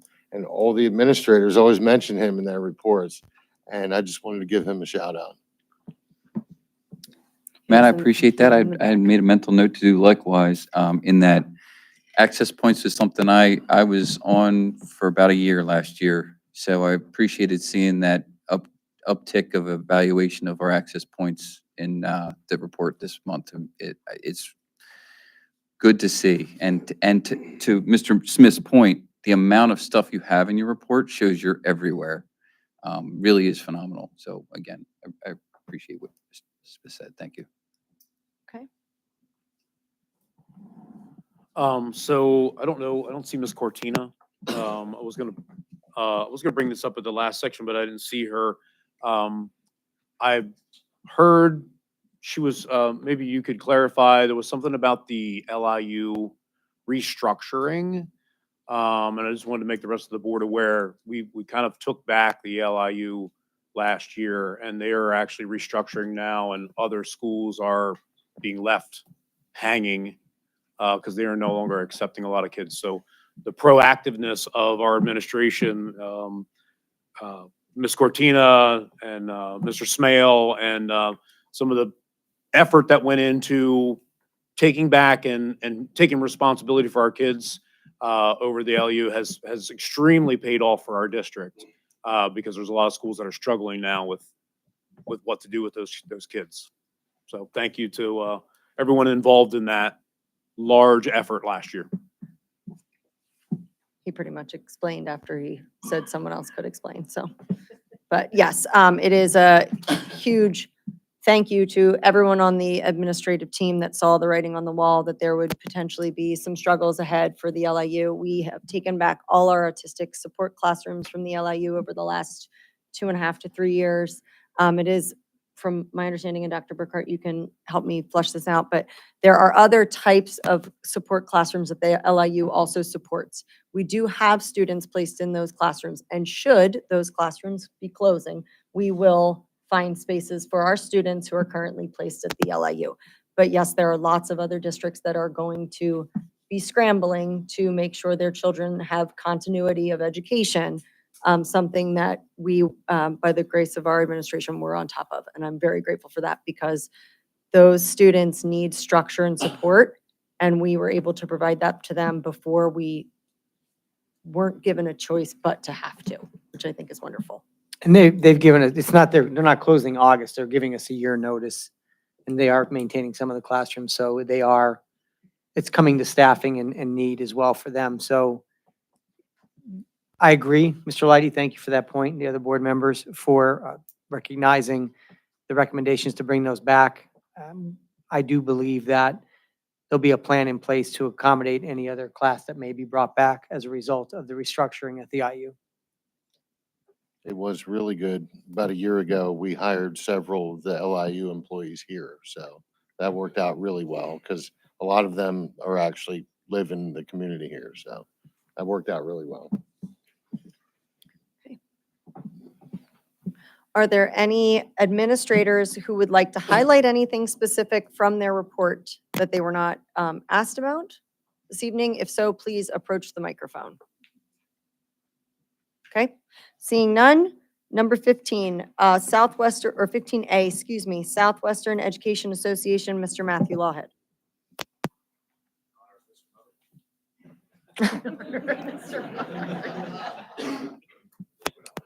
Okay.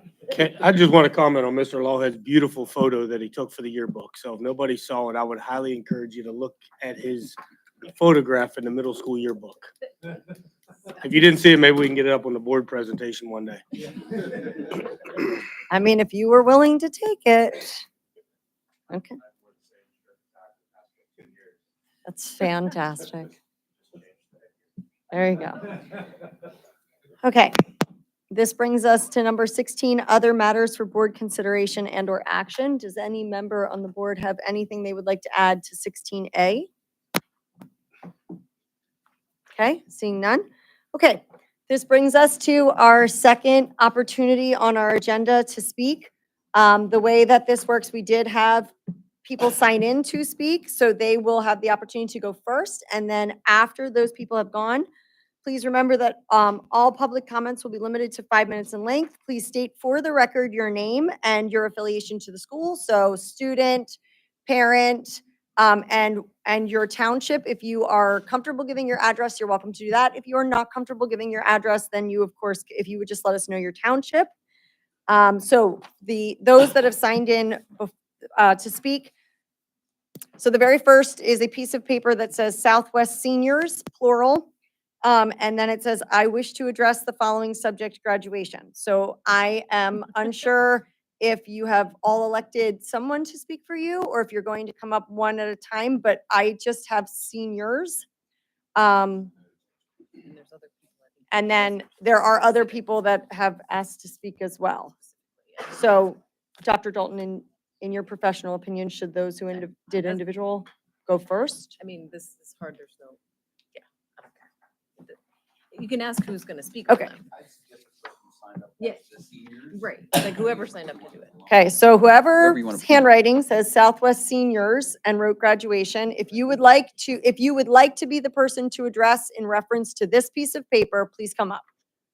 I mean, because there's like 3 or 4 others. There are other people that have other things. Go ahead. Did you, that was you? Okay. Thank you for, I didn't write it, but. oh, okay. I will speak. Am I okay to take this microphone? Yes. Okay. Good evening, everybody. My name is Ellie Sanders. I am a graduate class of the 2025. I'm in Hanover Borough, I think. I'm not 100% positive. But I do want to touch base on the graduating and the email that we received today after our first graduation practice. I'm here on speaking today on my behalf, as well as everybody here and the rest of our class of 2025. As we were informed this afternoon that our graduation has been moved to York Tech, an hour away from our school. To bring up points of that, some people may not be able to afford to drive up there to see their kids graduate. Some may not have that type of transportation nor the resources to get up there. The other thing I wanted to bring up is that there are only 5 tickets. So that being an uneven number, as well as a lot of people don't even have way more than 5 people in their family, which is very unfair to us, especially being so last minute. A little bit more about myself. I'm a part of the Army National Guard, and I was supposed to ship in March for my boot camp. But due to my family and friends wanting to watch me graduate and take this big step in my life, I chose to push it back, and now that is getting taken away from us. And I know a lot of other people in our class is also going through the same thing. The school talks a lot about traditions and yet are continuing to change them. They have controlled our accomplishments since we were in elementary school between renovations on both the middle school and high school, our last 2 years of both, and COVID years and taking trips away and so much more. We would just like you to reconsider to either one, having it Thursday night as the skies are clear since there is no rain, or to either have it Friday or Saturday as a concluding class, like talk to all of us and not just have the decision. So that's all I have. Okay, thank you. Okay, so I'm going to continue with those who signed in, and then any other person who would like to address graduation after these people have gotten their opportunity to speak, you absolutely may come to the microphone.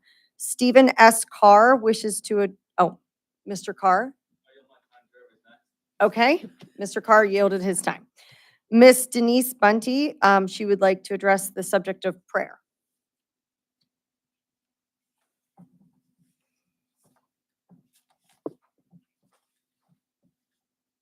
I'm in Penn Township, so, should I put it down? Okay. I'm in Penn Township, and I always like to pray for the school because I feel we need it and we got to give some thanks. So let us pray. Dear Lord, we thank you for keeping our students safe this year as they ride the buses, as they went to sporting events, school trips, and now graduation. Keep them safe as they enter the summer vacation. May our school board members, administration, teachers, staff, and parents have wisdom on the decision of the daycare. In Jesus' name, amen.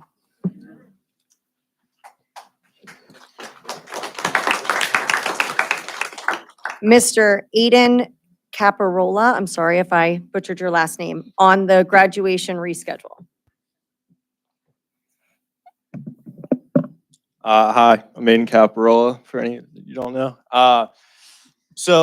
Yeah, I think the main thing that we're just concerned about, so we were told that if we weren't graduating Friday night, the scheduled would be, well, the backup plan would be Saturday morning or Saturday mid-afternoon. And as of right now, that looks very clear. But I think the main thing is just that, I think I think the main thing about graduation is the fact that you get to represent your school, or, this is a thing that you worked for all your kind of school career. And to do it an hour away at a school that doesn't really have association with us, it doesn't really feel right in a certain way. And I think that there's many more ways that would be beneficial or more logical than to do it Friday night, where, like Ellie said, some of our family can't get to, limited tickets. And I think that's just something that we should keep in mind. And I think that there's other options that are much better. Thank you, sir. Joe Maloney also wishes to speak on graduation. All right. Hello, everybody. My name is Joe Maloney. I'm also speaking on graduation. So first off, I would just like to say thank you for giving me the time to be up here and speak in front of you, and then just move on to the issue. So firstly, I know a big issue for us doing graduation at York Tech is the ticket amounts. So I believe York Tech, I'm not 100% sure on this number, sits somewhere between 2,500 and 3,000 at max capacity. So if we do the math on our 350 people, say 6 spots per people, someone, I don't know, what's the math on that? It's like 2,000, something like that, but 2,100. So plus a couple of admin, 5 tickets seems respectable, but I know a lot of people are bringing in anywhere from 10 to 15 people. So that venue may just not be, a plausible option for us with the amount of people that are supposed to come in and with the amount of people that people have planned for, taking time out of their week, their day, their work to come support us.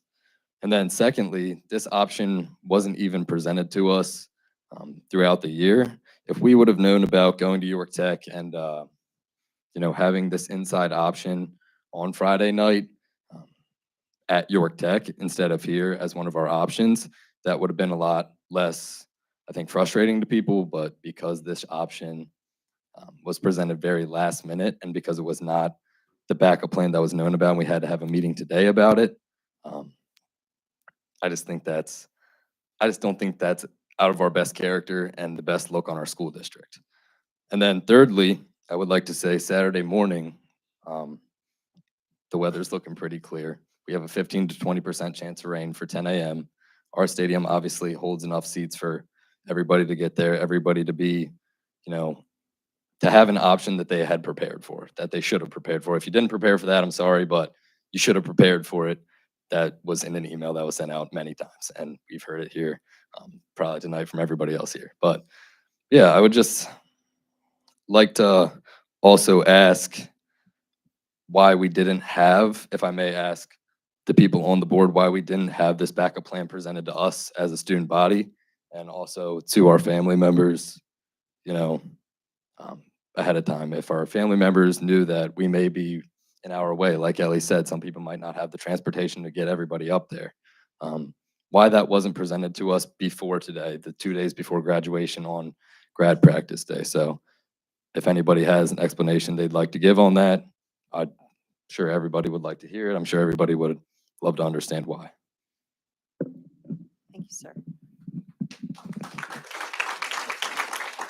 Because we have so many new faces in the audience, I want to let you know that at the end of all of the public comment, the board will respond, or we will ask for clarification from the administration. So if you don't see us responding after each person, just please know it is not because we are ignoring you. It is because we hear everyone's public comment first. Ms. Nancy Mart wishes to address the following subject behavior.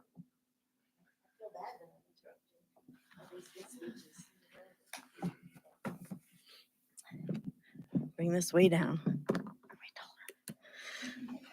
All right. Hi, I'm Nancy Mart, live in Penn Township. Have a few things to say, and then a few things came up during this meeting, so I'm going to rush through everything. First, I think it's amazing that you're thinking of bringing STEEDS back. Great program. Love it. Might take care of some of those bad apples, Mr. Beard, right? We'll get to them before they really turn bad. So I think that's a great thing. I think the fact that this many students and parents are here tonight is outstanding. I wish, well, maybe I don't wish it on you, but I wish we had more participation on the regular than just when something goes wrong. But I appreciate you all being here and speaking. It's not easy to stand up and do that, and so that's amazing. And then one of the big things that came up was the discussion on the right at school. And I appreciate that you're taking the time to look into it and have a discussion, but do you know that Right at School has it on their website already, that you guys are having this starting next school year? Shouldn't be. It's right here. I can show it to Believe you. you, it shouldn't be. Yeah, they're advertising it, that we are starting it on June 10th. They're having a get to know you meeting, and it's there. So if we're not committed to it yet, someone might want to reach out to them and say, hey, you're jumping the gun, because that's not cool. Yeah, so that was one of the things. What I actually wanted to ask about was why Bearsville isn't a school zone. I don't know, maybe there's a really good reason for that, but it's not. There are no signs, there's no 15-mile-an-hour speed limit, there's no lights, there's nothing. So that's kind of concerning. The other thing I was going to ask about, and I still am, is the transcript function on the YouTube recordings of these meetings was turned off some time ago. You used to be able to go back and have the transcript running. You can still do closed captions, but you could go back and read through the transcript rather than having to watch the whole video again. And that is no longer available, and I'm not sure why, especially when we're prioritizing accessibility and open communication, which seems to be the theme of the evening here with this graduation decision. I know this board prides itself on speaking openly and being transparent. So I did want to say, as far as board members, congratulations to everyone who stepped up to run. I'd like to also acknowledge Mr. Gelsinger again. Not only was your encouragement that got me here, but you also led the way in cross-filing last time around. So I was really surprised that your colleagues and friends in the Republican Party gave so many people so much grief, and I hope they didn't give that much grief to you, because cross-filing is what people do. That's just the way it is. Yeah, that's unfortunate. And I do want to address something that concerns me. We need to remember that the people coming to vote are our neighbors and our community members, and they deserve to be treated with respect and courtesy regardless of which candidate they support. I heard multiple stories of people being harangued and insulted by folks affiliated with the real Republicans for not voting with them. This is voter intimidation, the practice of threatening, coercing, or pressuring voters to influence their voting decisions or discourage them from voting is against the law. So legal compliance and basic kindness are essential to maintaining faith in our democratic process. For those of you campaigning against me, I ask that you focus on the issues. Challenge my positions, debate my policies, question my vision for our community. That's fair game and exactly what voters need to hear. To be honest, I'm curious how you'll paint my stance as extreme when what I'm campaigning on is wanting to create a safe and welcoming environment for all students and supporting our teacher experts. But simply telling random voters don't vote for Nancy Mart without substance 1 minute, ma'am. is a great campaign tactic, but it reveals the weakness of your own platform. So let's keep this about substance. Our residents deserve better than reflexive partisanship. Don't spread the lies generated by groups not aligned with our district. In particular, one group that sent the same letter with all the same mistakes didn't even have Southwestern written correctly. Okay? Our community deserves honest dialogue based on facts. Anyone who wants facts about me can find them out. Talk to me. I'll be happy to give them to you. And this is not a campaign speech, Mr. Beard, before you yell at me for doing that. It's a speech how we should be behaving while campaigning. Our conduct during the campaign matters as much as the outcome. Those of us seeking to serve on the school board aren't power hungry or chasing personal gain, which is why Mr. Galazela isn't running again, right? We're here because we care about this community. Let's act like it and put our students first. If we're not keeping students ahead of politics, then what exactly are we doing here? Thank you. Thank you. At this time, if anyone else would like to come forward, I have no other people that signed in, or at least not whose papers I've received. So if you're sitting with your paper, you're welcome to bring it up to me. And then if not, please just come up to the microphone, state your name, who you are, and then you have 5 minutes to share what you'd like to share. Sorry, my phone was about to die. So my name is Morgan Kaiser. I am the senior class president, and I am here speaking on behalf of all of us for the issues that you have already heard about. Now, I do understand that this is a hard decision, and I understand that the majority of the school board members don't have a say in this. It's more like some administration things. But I did just want to express how we feel so we can hopefully have you back us if there is any possibility of changing the decisions that were already made. So we were told from the beginning of the school year that it was definitely going to be held outside, and that there was no indoor alternative, causing people to plan that way. We had parents, siblings, grandparents, cousins, and friends planning to come. Some people flying multiple hours or driving multiple hours. I was just talking to a student whose family is currently on a plane flying here from Japan to watch him graduate, but they're not going to be able to now with the current ticket limit. If this was said from the beginning of school year, I think people would have looked at the forecast and maybe changed some of their plans. But being 2 days before, it kind of messed up a lot of people's plans, travel, and time. I think that it does reflect a little bit of poor planning in the event that we didn't have something to cover Friday night and Saturday morning. And I think that it being so last minute, it just comes off very hard for all of us, because it's not something that we planned for. It's not something that families planned for. So we did talk about other alternatives that could be possible besides York Tech. Graduating in a school that isn't yours, especially when your school has been torn apart by construction all year, when nothing has been normal, it's just kind of a hard pill to swallow. And I think we're just kind of frustrated. So like, not only would it not be held at our school, but like our friends are from our sports teams, the underclassmen we were friends with, like they can't come. And it's just like, we aren't getting the normal graduation that we had always envisioned and that we watched other classes get. I understand that in past years, if this was normal, the rain date would be in the gym with a two-ticket limit, something like that.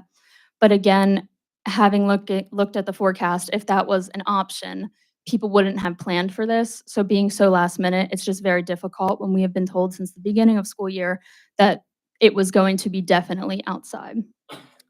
I know some people talked about other options, but I think the senior class is open to whatever day is possible. A lot of us would be happy to do it tomorrow night. All the chairs are set up in the stadium already. We would go right from practice and it would be fresh in our heads, and I think everybody would be willing to do that.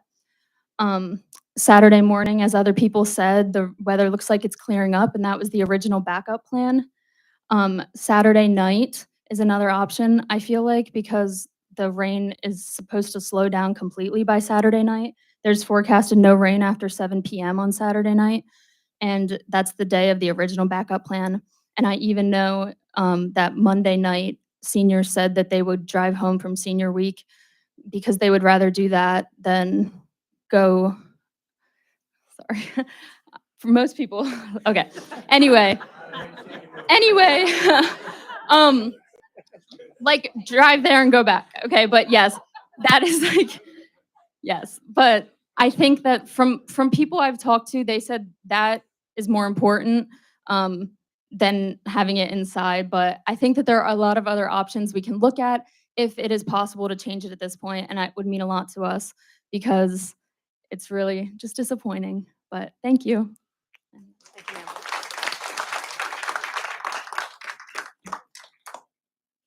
Go right ahead. Okay. My name is Cassidy Rubber, and I didn't plan to do this, so it's kind of just spur of the moment. I just wanted to talk about how there is the ticket limit, and people do have very big families. And I know that if my grandparents were still here, I would want them there, and I want people to have the opportunity to have their grandparents there. It's okay. Don't apologize. Because this is a big milestone for us, and we planned for this for a very long time, and we have been looking for it and waiting forward to it. And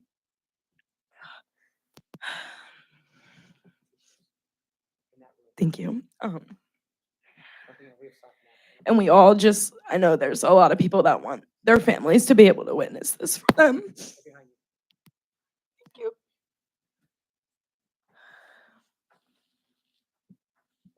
Okay, I don't think I can say anymore. That's okay. But thank you.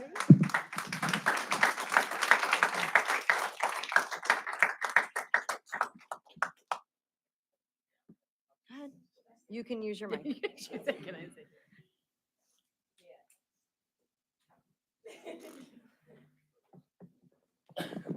Okay, I'm here to discuss the same thing as everyone else. While I do understand that the weather is no one's fault, I do not understand the decision to move it inside to York Tech rather than host it outside any other time. Today, when we were asked if we would still be available Saturday morning or night, a large majority of us were still able to come.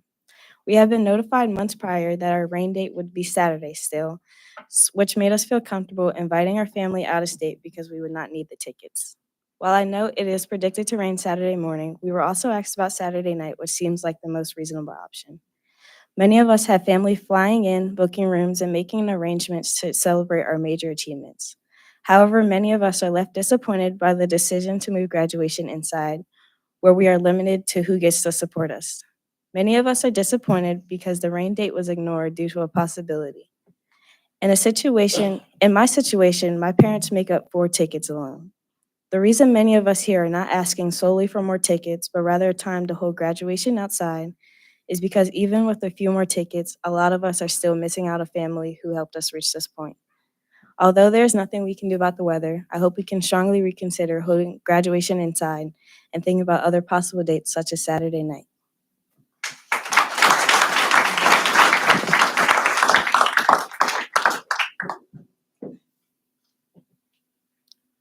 Would anyone else like to come up to the microphone?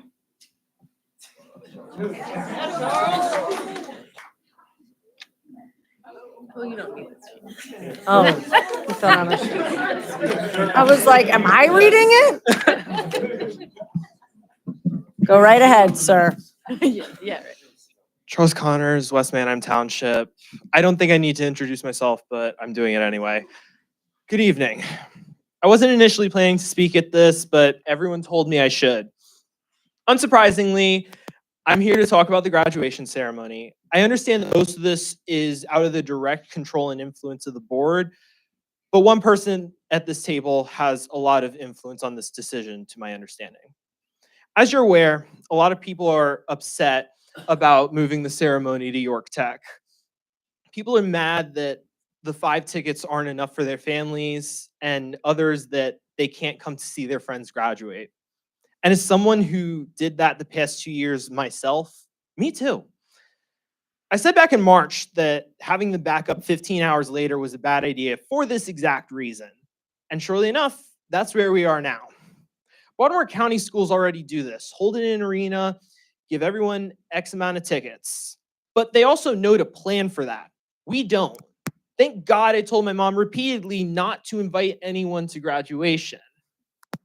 Some people, not me, have said they'd rather do it soaking wet than in York or next month. Downs has said numerous times that postponing to Sunday isn't an option and everyone else is out on Monday for senior week. As such, the most popular alternative seems to be moving it to tomorrow night.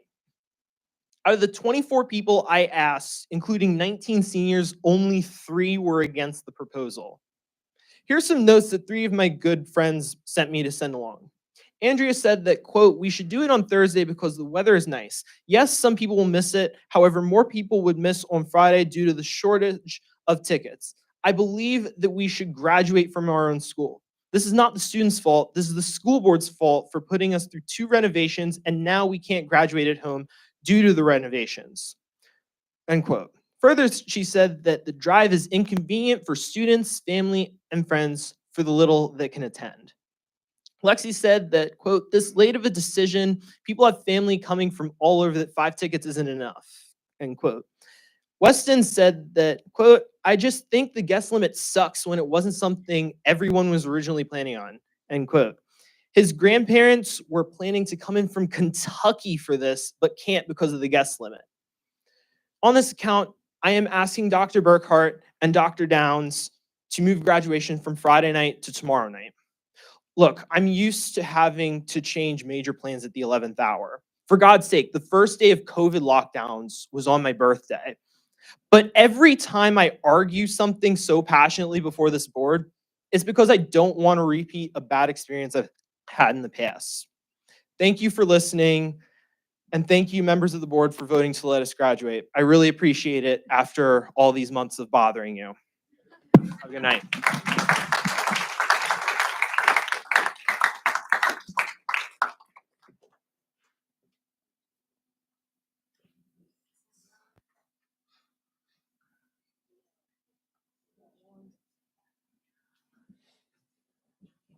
How y'all doing? My name is Kyle Anthony.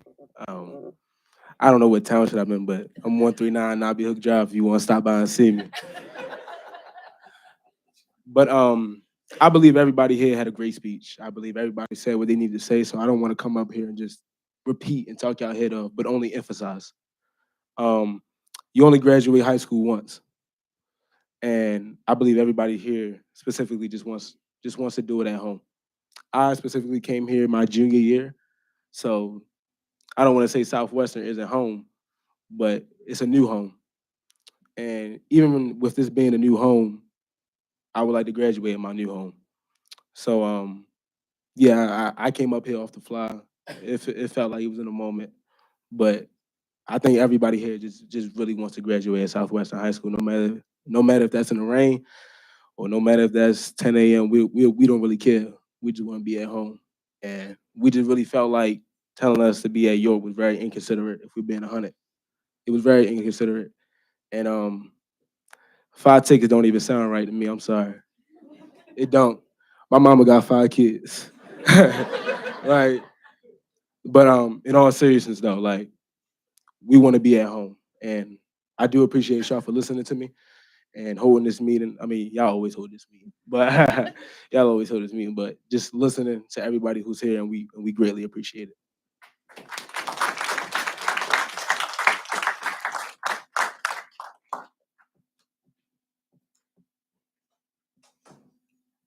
Would anyone, oh, yes, sir.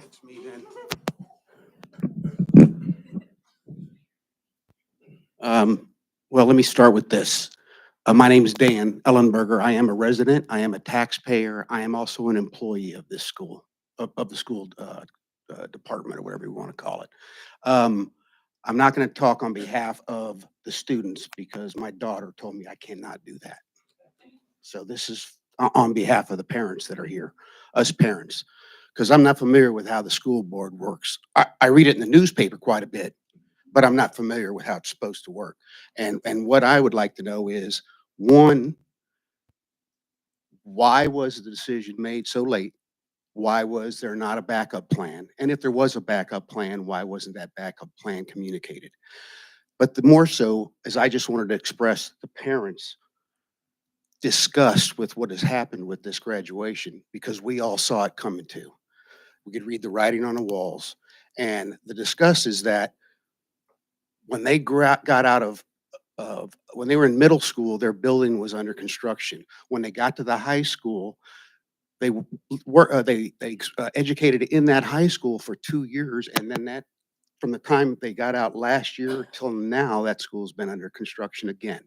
And if there was no plan put in place, knowing that that construction was going on for that entire time, that's just completely unsatisfactory, as the Marine Corps would say, completely unsatisfactory, as the Rangers would say.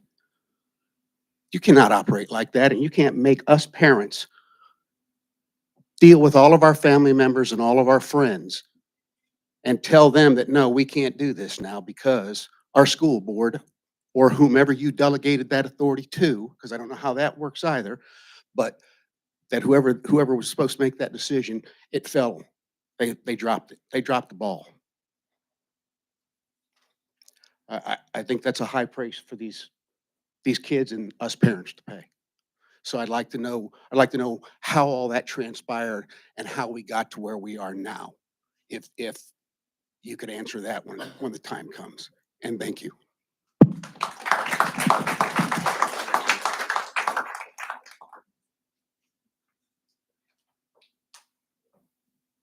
Anyone else this evening? Okay, seeing no one addressing or coming to the microphone, I would like the opportunity for the administration to respond to the level that they can in reference to graduation, how the process was chosen as to the original date, the rain date, and then the necessity to move it inside. So to the seniors, I'm sorry that you have to go through this evening and come here. I think it's the fact that you spoke to the board is admirable, and you did it. You did a great job. So how do we get here? So we have been looking at the weather, much like you have, over the past week. And at the beginning of the week, it was nice, and it was reason to be optimistic that we'd be able to host it outside.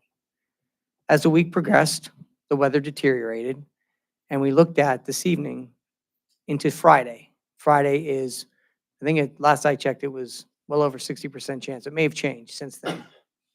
And then you looked at Saturday morning.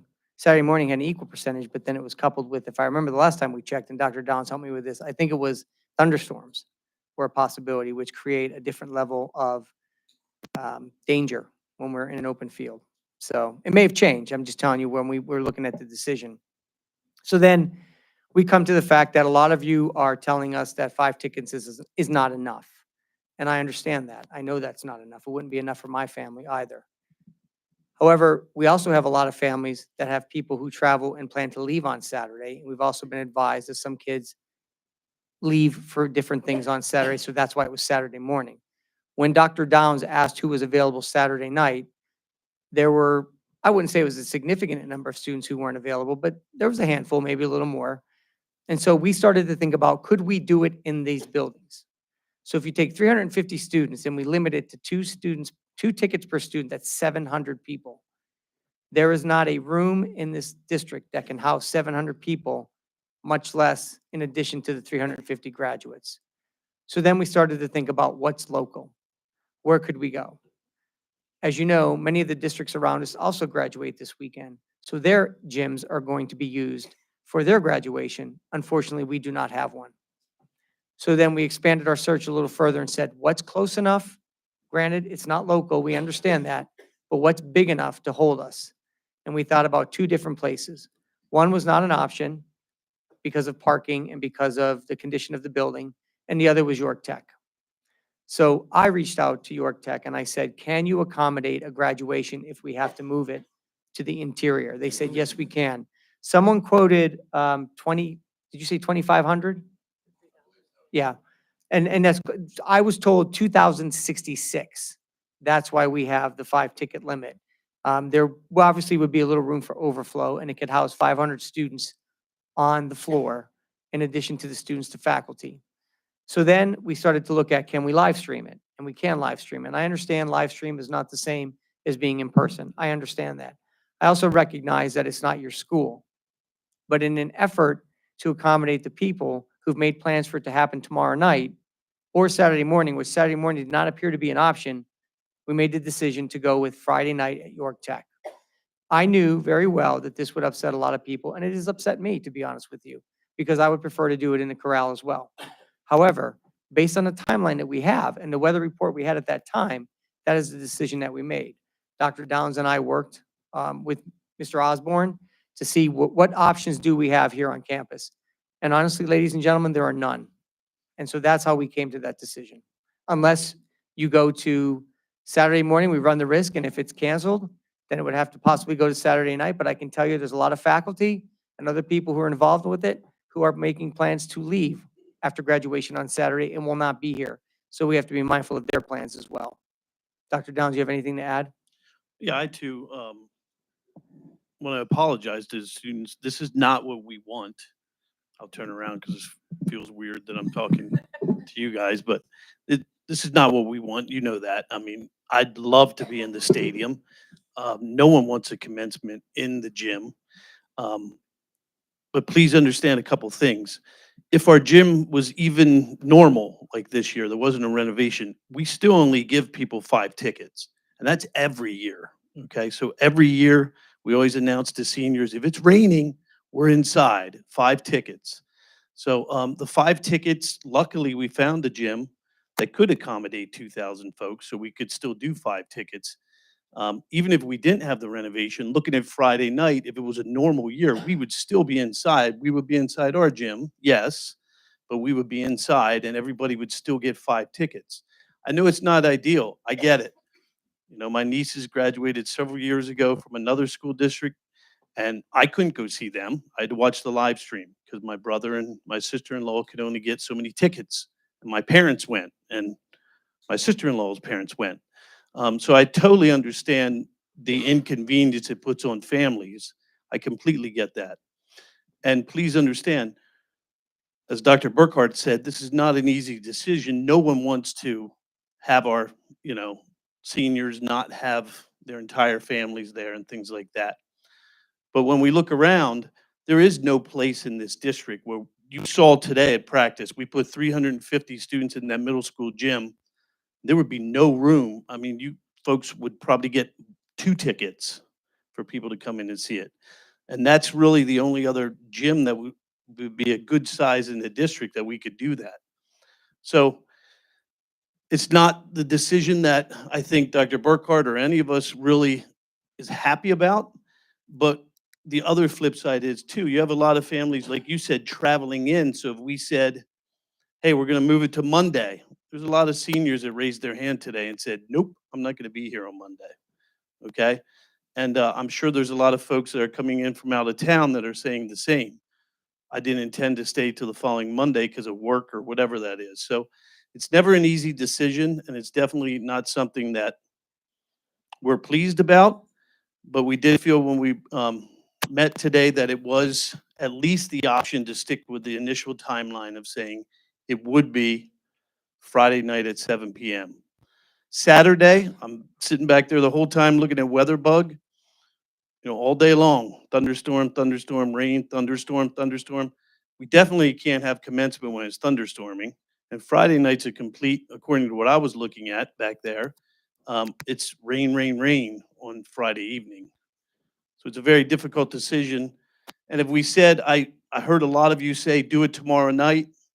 Again, commencement is not something that you just throw together last second. We have things ordered, flowers and so on, that have to be delivered.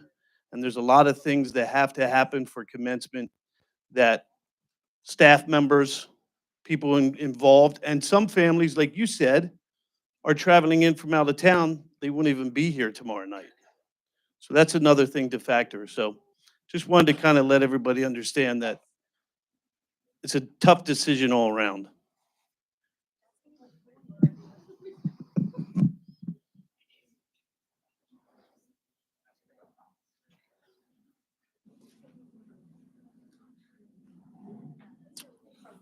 So I have my son's graduating this year. My daughter graduated in 2020 during COVID, and that was difficult as well. It's not what we wanted. Wasn't the kind of graduation that we wanted. And I had planned on. I had joked actually that I was going to take up an entire section with my family in the stadium, but I spent my day unfortunately trying to whittle down what 5 people were going to attend. So I definitely feel your pain. There's been a lot of arguments about going to other places. And Charles referenced Maryland. I talked to some people today, in Maryland, they actually, almost all of their schools go to college stadiums. So they don't actually do in their own building. I can see the draw to do it in your own building, but generally that's not, yes, high schools go to colleges for the graduation because they're so large. Again, that's not, I understand why you want to. I'm just trying to sympathize with, the struggle for it. I guess my biggest concern is, and I would be perfectly willing to sit in the rain to do college or to do graduation right here on the day when we scheduled it. The problem is you have microphones, you have electronics. It's not just that simple of we just can't all sit there and get wet. I think there's other considerations that would have to be employed as far as things that the rain would disrupt. And it's not just about us getting wet. Again, I would be happy to get wet if it was that easy, but I do think there's other concerns. I do appreciate everybody coming. I appreciate everybody being here. I thought you all spoke very well. Very much looking forward to some speeches and listening to you guys again. But I don't know where we go with it, but it's an unfortunate situation. I sympathize with everybody here. Thank you, Mr. Lady.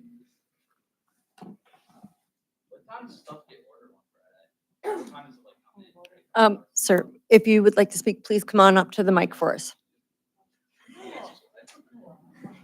Thank you. Hi. Hi, My just. name's, yeah, sorry, I know.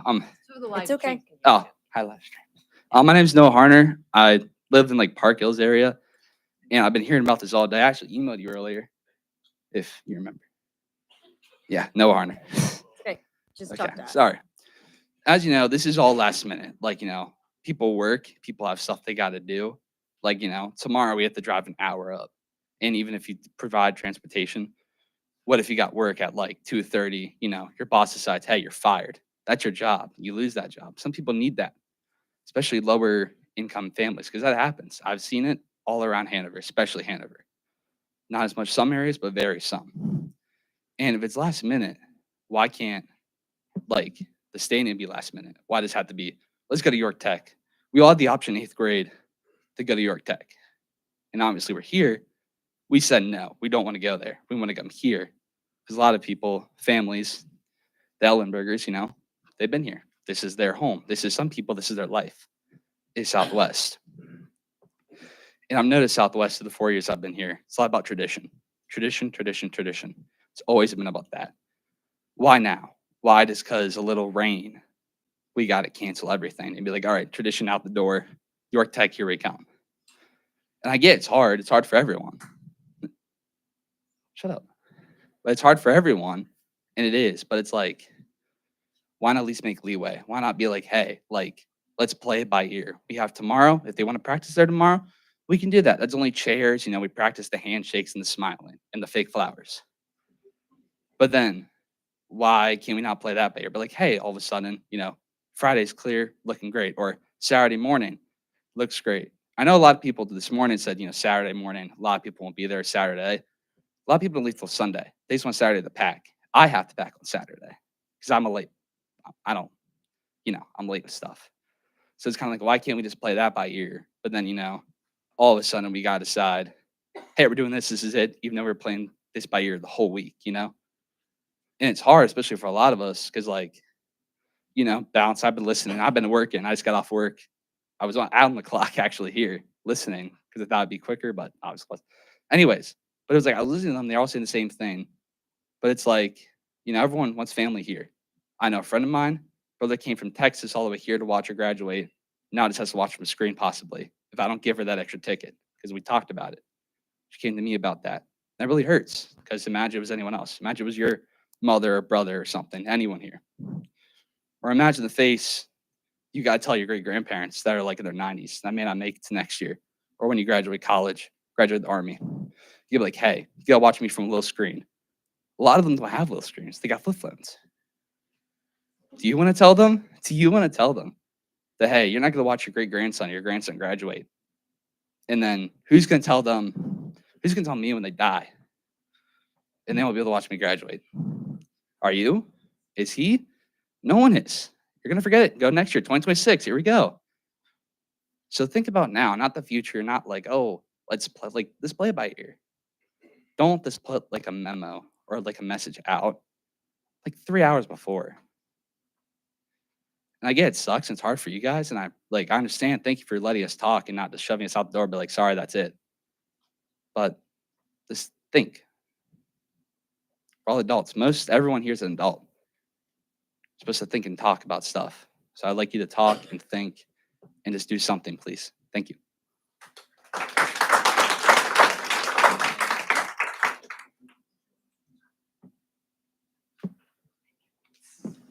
I just want to say that we found out after you guys did. So I personally would sit in the rain all day with you.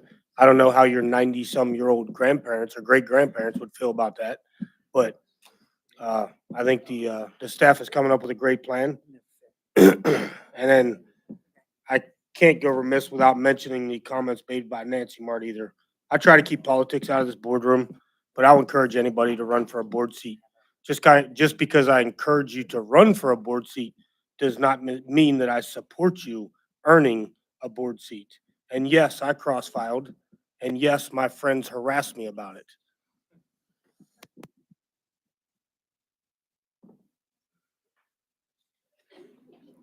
If I may. So I'm going to try and cover everything I made notes on. First, to your point, sir, of why we couldn't adjust the order to listen to you tonight. While we're trying to answer your questions, if you wouldn't mind just sitting and so we can make sure that we see you and you see us. It is part of Robert's rules. We're definitely doing our best to hear all of you, but please make sure that you take the time to hear what the directors have to say because we are all trying to help. I promise. I know it doesn't feel like that. And I know this is high emotion and we are all sitting here to support you. So please be respectful of all the directors sitting at these tables because they are trying to help you. So we did bake in this time for response so that you guys didn't feel like you didn't get a response. Sir, I appreciate your bravery stepping the mic. If you want to take the floor, I will yield it to Try you. again. I'm a girl.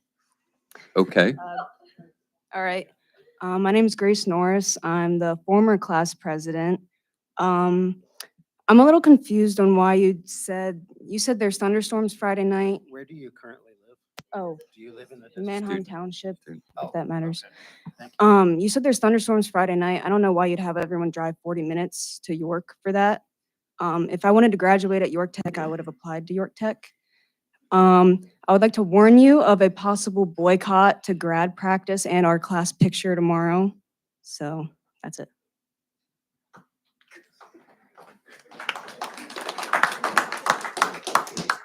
Okay, as I was saying, first to your comment, sir, the reason we don't allow comment on non-agenda items in the past, we've had multiple discussions to that effect, and to that point, Negative Nancy in the room has called us to task multiple times for not discussing, for allowing that would be her, for allowing people to speak on not agenda-related items. So it's those considerations that didn't allow us to do that tonight. I very much would have liked to listen to you all to shorten your time here.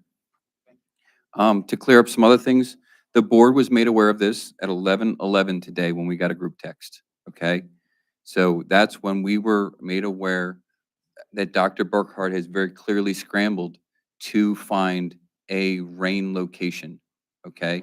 Now, to your point, sir, I don't understand why there wasn't pre-planning for a indoor range location prior to that. That is something I question very much. That being said, I do know that when it became apparent to Dr. Burkhart that there would most likely be a rain delay, I credit him for scrambling to find an indoor location. That is a good thing. He wants to keep you guys out of the rain. My first comment was that's a long trip for people. I don't know if they're going to want to do that. To the 5-ticket thing, it's my understanding that 5-ticket limit for indoor has been that way. Dr. Burkhart, how long have we engaged in a 5-ticket limit here in the district for indoor? Um, I, I, I don't know because every year I've been here, it's Okay. been outside. The Okay. weather's cooperated. Okay. So,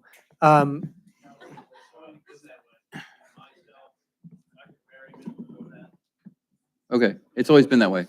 So to speak to the 5-ticket thing, I know it's unfortunate for parents, grandparents coming in, but that has always been the district standard. So you talk towards switching things up. That 5-ticket for an indoor venue has always been that way. So that should have been expected if there was a possibility of indoor. Does that include? Point of order, we are finished Yeah. having public comments. We are responding at this point. A- The Again, public comment section has been closed. again, speaking to prior dilemmas and debates here, if there's a back and forth between the board and the people here, then it becomes a debate, and the format for this meeting doesn't allow for a debate. We've baked into our meetings a response just so no one leaves here feeling like they didn't get a response. So I'm very much giving my outlook as one of the board members towards this. So the 5-ticket thing, I think that's a reasonable limitation for indoor because we do not have a vast arena to house everyone. So if we have to go indoors, 5-ticket limit is reasonable to my mind. The backup plan was originally Saturday, if I understand correctly, at what time? 10:30 a.m. 10:30 a.m. And Dr. Burkhart, we rely on you often for weather forecasting for snow closures all the time. So I will give you that credit of being very good as a part-time weatherman. At 10 o'clock, what are all the indicators showing you for the weather? I think the last time we looked, it was 50%. 50%. And of that 50%, is it light rain or heavy thunderstorms? What is the, Okay, so, no, we have 20. It's 20, then it goes 20, But you have to remember, 35, 45, it could have 45, absolutely been 45. different this morning. 45, Be what do you mean, respectful. 45? So at 10 o'clock, it's 20. At 11 o'clock, it's 35. At 12 o'clock, it's 45. And that's at this moment right now. And that's light rain, heavy It just shows thunderstorm? rain. Just shows rain, no thunderstorm. Correct. All right, so my concern in asking this is if we were to go forward with the Saturday morning as planned for backup, which was the initial plan, my main concern is whether we're going to have chairs blowing all over the field, electronics shorting out, or whether we're going to have a light rain. Raise your, who are my athletes out here? How many of you have been in an athletic situation out in rain, right? So part that carries very much with me is the class leaders that show up here.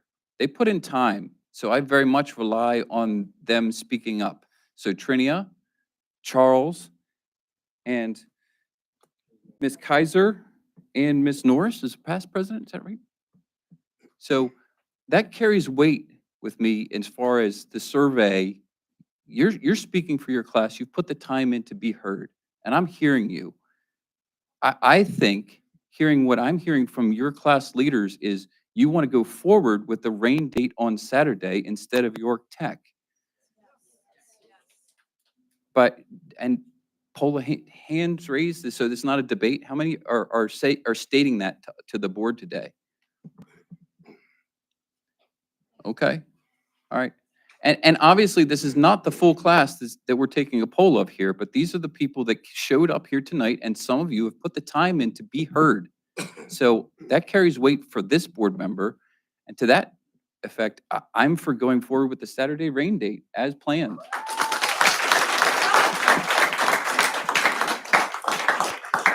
Dr. Burkhart, if it were to rain on Saturday morning, rain on Friday night, and rain on Saturday morning, making a Saturday morning at 10:30 a.m. graduation possible, would there be no graduation? Oh, there'd be graduation, it'd just be Monday. It would be Monday. What is the threshold at which graduation on Saturday would be canceled? I don't know. I I can't mean- answer that. I'd have to, And I we have would to make sug- a decision. And 7 I in would the morning. suggest if we got to a thunderstorm level, lightning thunderstorm level, if we got to a lightning thunderstorm level, then yes, we should be canceling for just general effect. Ms. Watson, you have a seat at this table and you have every right to weigh in during discussions, so. Just to clarify with everyone else, is there a reason why we could not move it to Saturday night instead? Monday morning is okay. Again, the faculty, a lot of people, you have to be mindful. I know people are, but they reserve Friday night or Saturday morning. They too have families and lives and plans to go to. So as a result, we would adhere to Ladies and gentlemen, Friday, please quiet. Be patient, please. Saturday morning, or then we would have to move it to Monday, at which also faculty would not, the majority of faculty may or may not be present. And But that's why respectfully, we're- at this moment, right now, there's actually a greater percentage of storms at 6 and 7 p.m. on Saturday, but it is Wednesday. So I completely understand that your phone may be pinging a different tower and showing you something different. And tomorrow morning, we could wake up and this looks completely different from what we're seeing right now. That is Mother Nature, and we do not control her. So it's a lot of risk for all of you. It's a lot of risk for all of you, and we're hearing you. I don't want this for any of you either. But I also don't want families flying in, driving in, coming in, and it rains Friday and it rains Saturday. And then your family members, they have to go home because they work on Monday. And then who's there potentially on Monday when maybe you could have had as many people as you were able to have, the same as you would have had if it rained inside. And I do hear you, and I know there was some confusion on what was said up front. You were told it was never going to be inside. So in your mind, 5 tickets was never an option. So I understand that. And then the field goals got changed for you. The goalposts got changed. So that confusion makes 100% sense to me. What I need you to understand is the decision that the administration made after countless hours to move it inside was not out of malice for you. It was to get you a graduation in a clean, safe, dry environment. Please understand, no one sat here and was like, we can't wait to ship these kids to York Tech. No one thought that. Their great fear was, what happens if a lightning strike happens? We don't know that that's possible or not possible. So we had to come up with auxiliary plans, and our administration did that. That's their job. That's what the board tasks them to do. They do things that we don't always agree with, and we're able to have conversations. And they do things for you that you don't always agree with, and we're having conversations. But please don't sit in the audience and rail the administration for making malicious decisions for you. There was no malice in this. It's potentially 2,000 to 3,000 people whose safety could be in jeopardy if we make a wrong call. And we can't control the weather. So I am very sorry. I really am. And I would love to see all of you in that corral on Friday night in a non-rain situation. but it's a rain situation. And could we wake up on Friday and it be beautiful? Yes. But the logistics of moving everything that has to be moved for graduation. And Mr. Osborne can speak to this because I have never set up graduation before, but I have had the pleasure of attending 3. It doesn't look like a small lift. So I understand, I do, and there are more board members that are going to want to say things, but please know, no one is sitting here trying to ruin your graduation. No one. And it is a magical night. My graduation was not in my high school, but it was a magical night. And I will remember it forever, and I want that for all of you. With your decorated caps and your families watching and standing and screaming your name, even though we tell them not to clap until the end. It's a magical night, and I want that, and I promise you that's what we're trying to get to here. So please allow the board to continue to flush this out. With that, I believe Ms. Watson was still. Yes, ma'am. I just had a few questions from people in our grade. Is that okay? We'll do our very best. Okay. The first one is our class. They mentioned that our class had leftover money from fundraising. So would it be possible for like a tent or anything in the possibility of rain? Do you mean, just help me understand, so you mean a tent where? Like for the students? So that are grad- covering the field? Yeah, and just electrical stuff that would be needed to be covered. I don't think so, because it would have to be nailed in and that could damage the turf. That's my best guess at this point. Okay. Okay? I was also asked how let me reword this. A lot of students were wondering, you brought up how the staff would not be able to be there Saturday night or Monday night, but a lot of people were a little frustrated about that because they feel as if it's a night for them. And they wanted to know like why exactly that's going to be an issue. Well, staff help with the direction. Staff help with keeping kids, getting them ready, putting them in line. It's a lot of logistics that go into it, and they help with passing out things. And we have band, they direct the band, the chorus. And I don't know that Mr. Kirsch or Mrs. McKee, I don't know that they could be there or they can't. I'm not going to assume that because I didn't take a poll on who could and could not be there. But to the point Mrs. Weaver made, and what we're trying to do is create a graduation. I know it's not here. That's understood. And I'm not going to say that's not important or that I didn't graduate at my high school. That doesn't matter, right? Who cares? You don't care and I don't care. I didn't graduate in my high school. I graduated in a college gym, but that doesn't matter. And that's not to say soften the blow to you. What I'm saying is what Dr. Downs and I tried to do was create a situation in which the certainty of the ceremony was almost guaranteed. And I understand it reduces and it's not here, but to the parents and the people who travel, knowing that at 7 o'clock, barring some catastrophic event, graduation will take place. If I have to call everybody or Dr. Downs has to send a message out and say 5 o'clock, say, nope, we're not doing graduation tonight. Frustrating. Wake up Saturday morning, 7 o'clock, another call. Nope, not doing graduation today. There's going to be even more frustration. Oh, now we got to move it to Monday. Monday looks great. We could probably virtually guarantee it would be Monday. But, I heard the kids say they're not driving back. I don't blame you. I wouldn't either. So what you have to understand is I would love nothing better than Friday night to have your graduation right across the street because I love it too.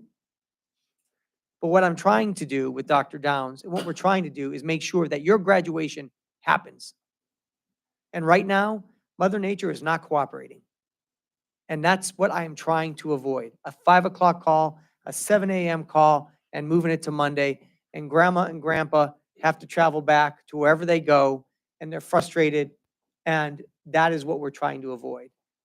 To your point, Mrs. Weaver, Dr. Downs, how long do we struggle with this decision? 2.5 hours?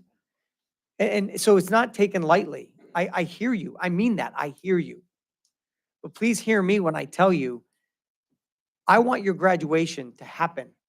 And I'm concerned that if we don't do it inside, it's going to get jumbled up until Monday. And then this row right here, all giggled and said, you're not driving back.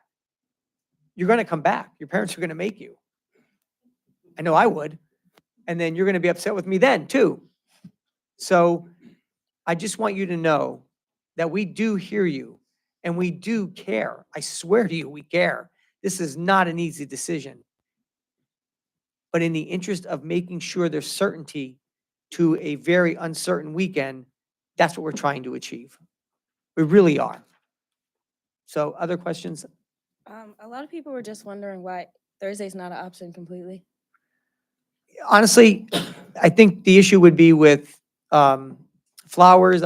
We'd have to, I don't have that answer. I'd have to look into it. But then again, parents may not have people in town. And so, and the other issue, and I know that it shouldn't be relevant, but that's also the night Hanover graduates. And so it could create a lot of congestion here. Doesn't drive our decision, but it's something we consider. All right. Is that it? Yes. One concern that was expressed by a couple students was transportation. Are we providing transportation to York even the night of graduation? We haven't Yes. talked about it, but we can. And could we potentially open up to families if there are families that cannot drive themselves? What we would need to do is, and we can generate this tomorrow, is a Google form that we could send to our senior class. And if they needed at transportation, they just have to tell us so we know how many buses to have. I'm sure the number would be very low, but because it was brought up as a concern, if we can at least direct something in that direction. I'm 99.9% certain we can make that happen. And I do feel bad for you guys as well. And I'll state it again. I'll sit in the rain with you all night long. So, same as everyone else has said, I'm very proud of y'all for advocating for yourselves. I'll say it over and over again. I tell students all the time, I greatly appreciate when you come and you voice on behalf of yourself and your peers. So thank you for that. It's important time spent. I did want to ask more from the logistics perspective. Since finding out about this myself today, I've spun all kinds of ideas through my head. And for me, I'm very concerned about like, somebody slipping and falling and the liability of it and electrocution and those sort of things. Much like Director Gelsinger, I'm not afraid of rain. I studied abroad in England, so I'm used to rain all the time. It didn't really bother me, but I have great concerns about other people and the liability. I thought about tents and I thought about the turf and I thought about all of the ways in which perhaps there was an alternative solution that maybe somebody hadn't considered. But for me, the risk is where I have the greatest concern. So I don't know if Mr. Osborne has thoughts on this back there somewhere. Particularly because of the new stadium sound system and concerns with damaging a brand new system that was recently installed. Well, I don't know if the sound system is a primary concern. I mean, it's exterior speakers. Mics aren't built for rain. They won't perform well. Chances of them working are probably slim to none. At the end of the day, the weighing factor is what suits is suitable to the most people. I mean, we have a group here tonight that is very adamant about they'd rather wait it out and chance for Saturday. I'm confident we'd have another group that would be just as upset if we don't make this maneuver and try to accommodate inside. It's a no-win situation. Nobody wanted this kind of weather this weekend, and we're trying to do the best decision we know how to make with the facts that we have in front of us. Thank you. Mr. Osborne, roughly how long does it take your team to set up for graduation? Well, for the practice runs, we originally set up the field. It took the whole team about 3 hours to set it up, and we had one guy hang back and go through and fine tune it. So we probably had a total, if you multiply it times the number of guys, it's probably in excess of 30 man hours.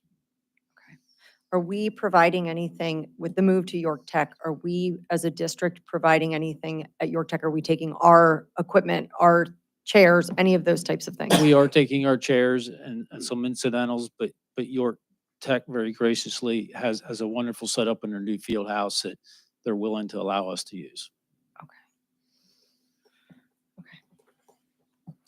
Do our microphones and speakers work at our other athletic events in the rain? You generally don't pull microphones out in the rain. So do we have a wireless mic that would work? Till it got rain on it, yeah, probably. Well, their umbrella will keep that from happening. I don't see that as a. Like I said, May. to me, that's not the guiding factor here as to whether. But we're the other inside or question I out. have is to the weather, that has changed towards the positive, correct? When you initially instigated these, it was because the weather looked very bad on Saturday, correct? It was poor, yes. And now it's better. So we're working towards a positive forecast. We could move forward and move it inside for York Tech, and Friday could be sunny.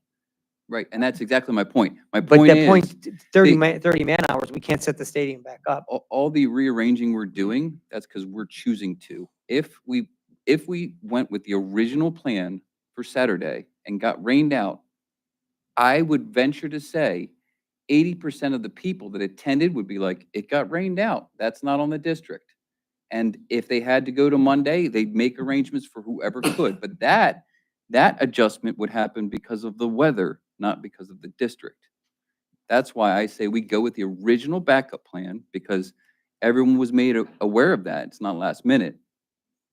And if it gets rained out, then we go to Monday, and it's the weather that made the change, not us.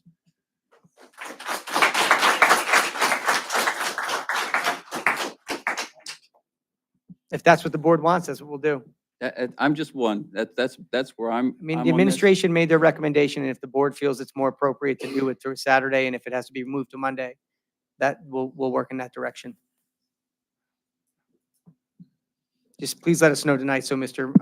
Understood. Osborne's team could not, they'll have to reset the chairs up that they pulled to go to York Tech. And again, I don't want to undercut the efforts you went through to But- provide a dry facility. You did, but the forecast has improved, not degenerated. Just please give us direction. That's all I'm Will asking do. for. Okay, Mr. Beard?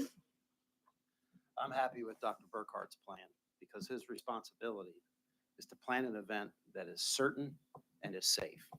Not just for the people in this room that say right now they would be willing to sit in the rain. We'll see how many people are there if we do it in the rain.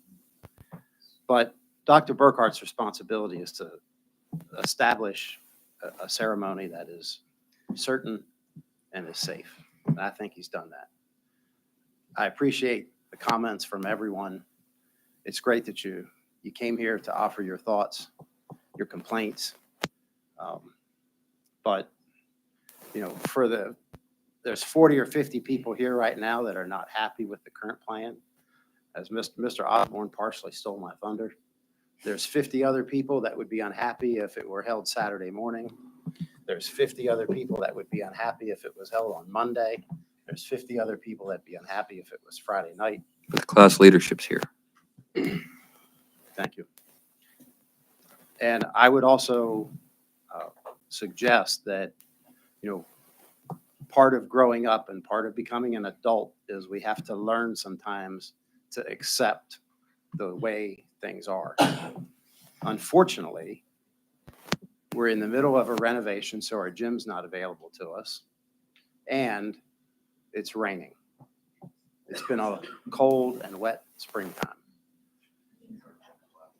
So sometimes part of life is learning to live with the cards we're dealt.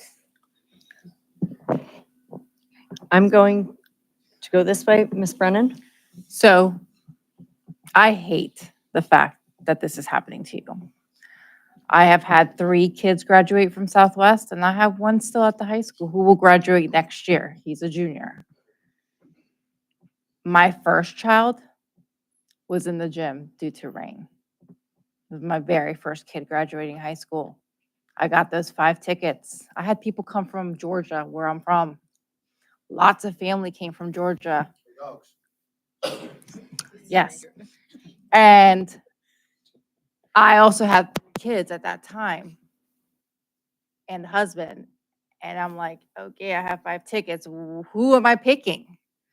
So to the parents and the kids, I know what you're going through. I did it. I went through it with my first child.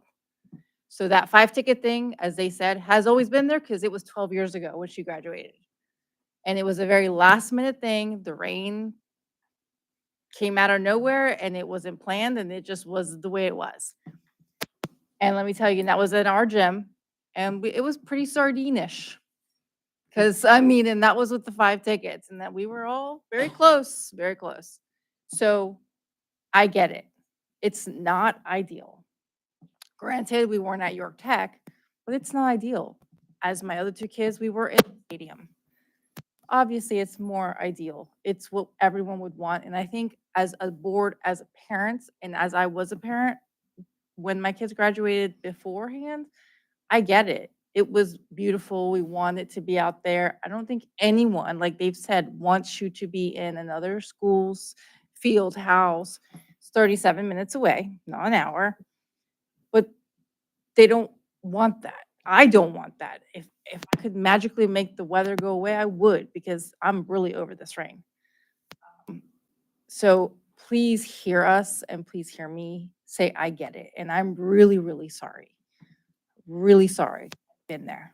As a mom, I've been there. And I wouldn't wish it upon anyone. And I don't wish it upon you guys. And I don't wish it upon the parents that have to sit there and go, okay, which 5 people am I going to allow to come to the graduation? Because I had to pick some siblings when my daughter graduated to stay home and watch it. And I'm really sorry. And just real quick, I guess, I would ride with you guys anywhere. I'll sit in the rain, I don't care. But at the same time, I'm not gonna micromanage Superintendent Burkhart. His job is to make difficult decisions and risk assessment and everything else. I'm not gonna micromanage him on that.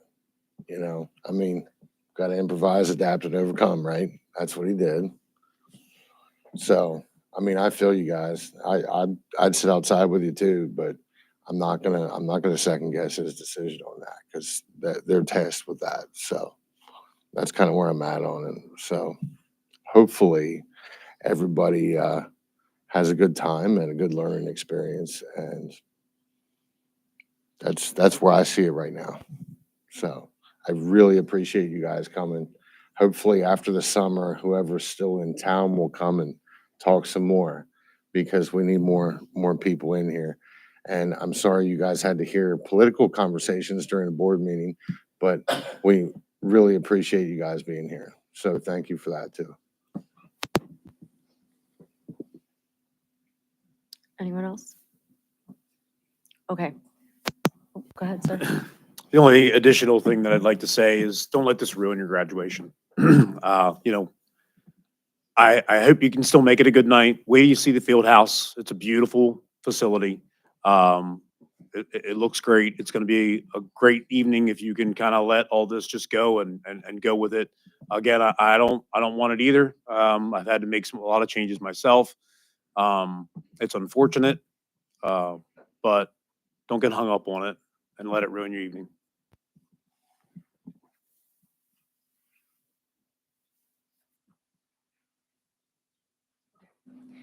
So at this time, every board member has had the opportunity to respond. If no other board members would like the opportunity to respond, in order to give closure to this, I do believe we need to state if we would like to maintain the plan as given by the administration or edit the plan. Each board member will go in a circle. Please let me know. You can say, I guess it would be the most clear is administrative plan or, yeah, what's the best way to say it? Plan was rain date Saturday, so I guess we need to word that clearly. No, I mean, whatever the current recommendation. Current recommendation, what has already been sent to families, current recommendation, or Saturday backup. Is that clear? Okay. Mr. Leidy, we'll go that way. Current plan. My Current. phone still says 60% Saturday.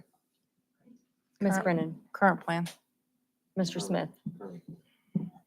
My vote is for the current plan. Ms. Bauer, I've been sitting here watching the weather, researching all of it. There's too much risk, current plan.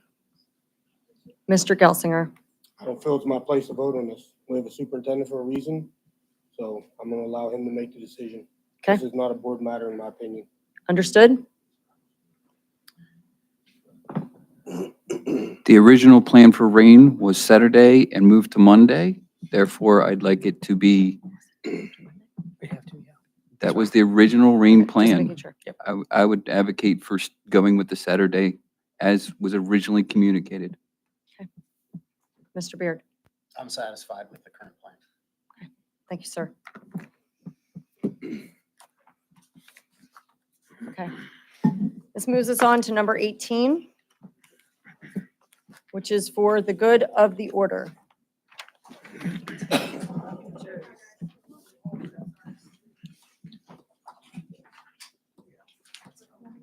I'll allow a moment for the audience to leave. Zala, you were amazing and thank you. I want to see all of my dead grandparents' funeral. You can say sorry for how they congratulate. That's what the guys are. A joke. That's our future. That's what we're allowing to do. Everyone is entitled So to process. for those their of you that emotions. remained, I indulge me for just a minute. I truly want you to know how difficult this was. And this is not lip service to you. It tears us apart to not have you continue the tradition, as a lot of you refer to. But I cannot overlook the safety concerns that the weather as presented poses to us. We could very well wind up on Friday with a sunny day. It doesn't look likely, but I can't take that risk. And then if I have to cancel it Saturday morning, it's going to be the same issue with Monday. And trust me, I'm not minimizing this to what it is, but when I make a snow call, 50% love me, 50% hate me. I just want you to know that this decision was made as your superintendent, but also as a dad, because I know what graduation means. And when I put on my father's hat, I think parents will appreciate the certainty of it happening. It may not be on our property, but in no way does it diminish your accomplishment or where you're going to go based on what you learned here. So I really am truly sorry, and I hope you know that. And you can be upset with me, and I don't blame you, but in the end, this decision was made with your best interest for your safety, not to upset you on such a special day. So again, thank you. So what about driving Friday night in the rain? What's the difference? What risk factors were evaluated? Miss, ma'am, the district will move forward to look. Absolutely, you're right, ma'am. I'm the one with the cheers in this situation too, so we can continue. And Dr. Burkhart, would you please also work with Mr. Harrell to set up the shuttles? I don't know if we'd call them shuttles, but transportation for those who may need Right. transportation We'd to have to tech. send out a Google sheet, but we can do that. Okay. At this time, do any members have anything for 18 this evening?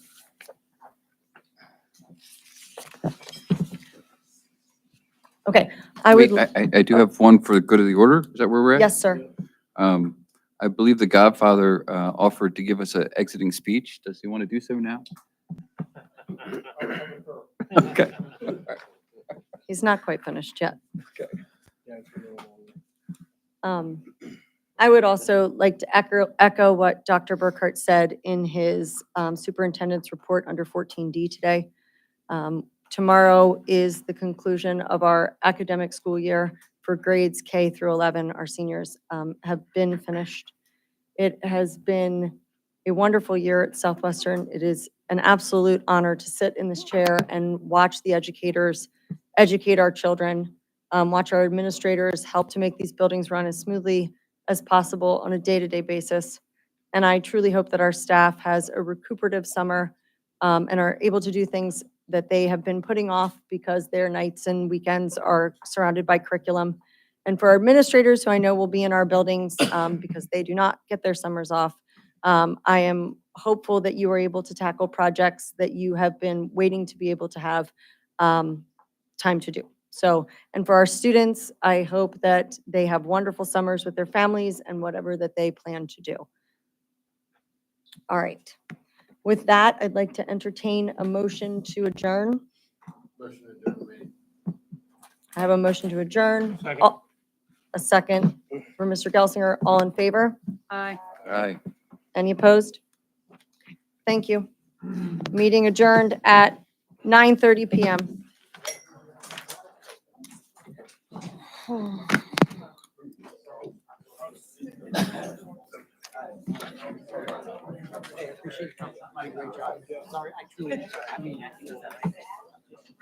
Thank you. I do appreciate you. Thank you.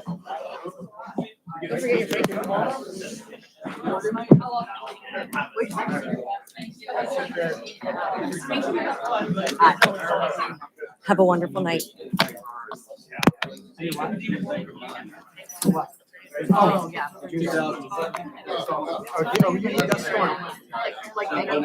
Oh, okay.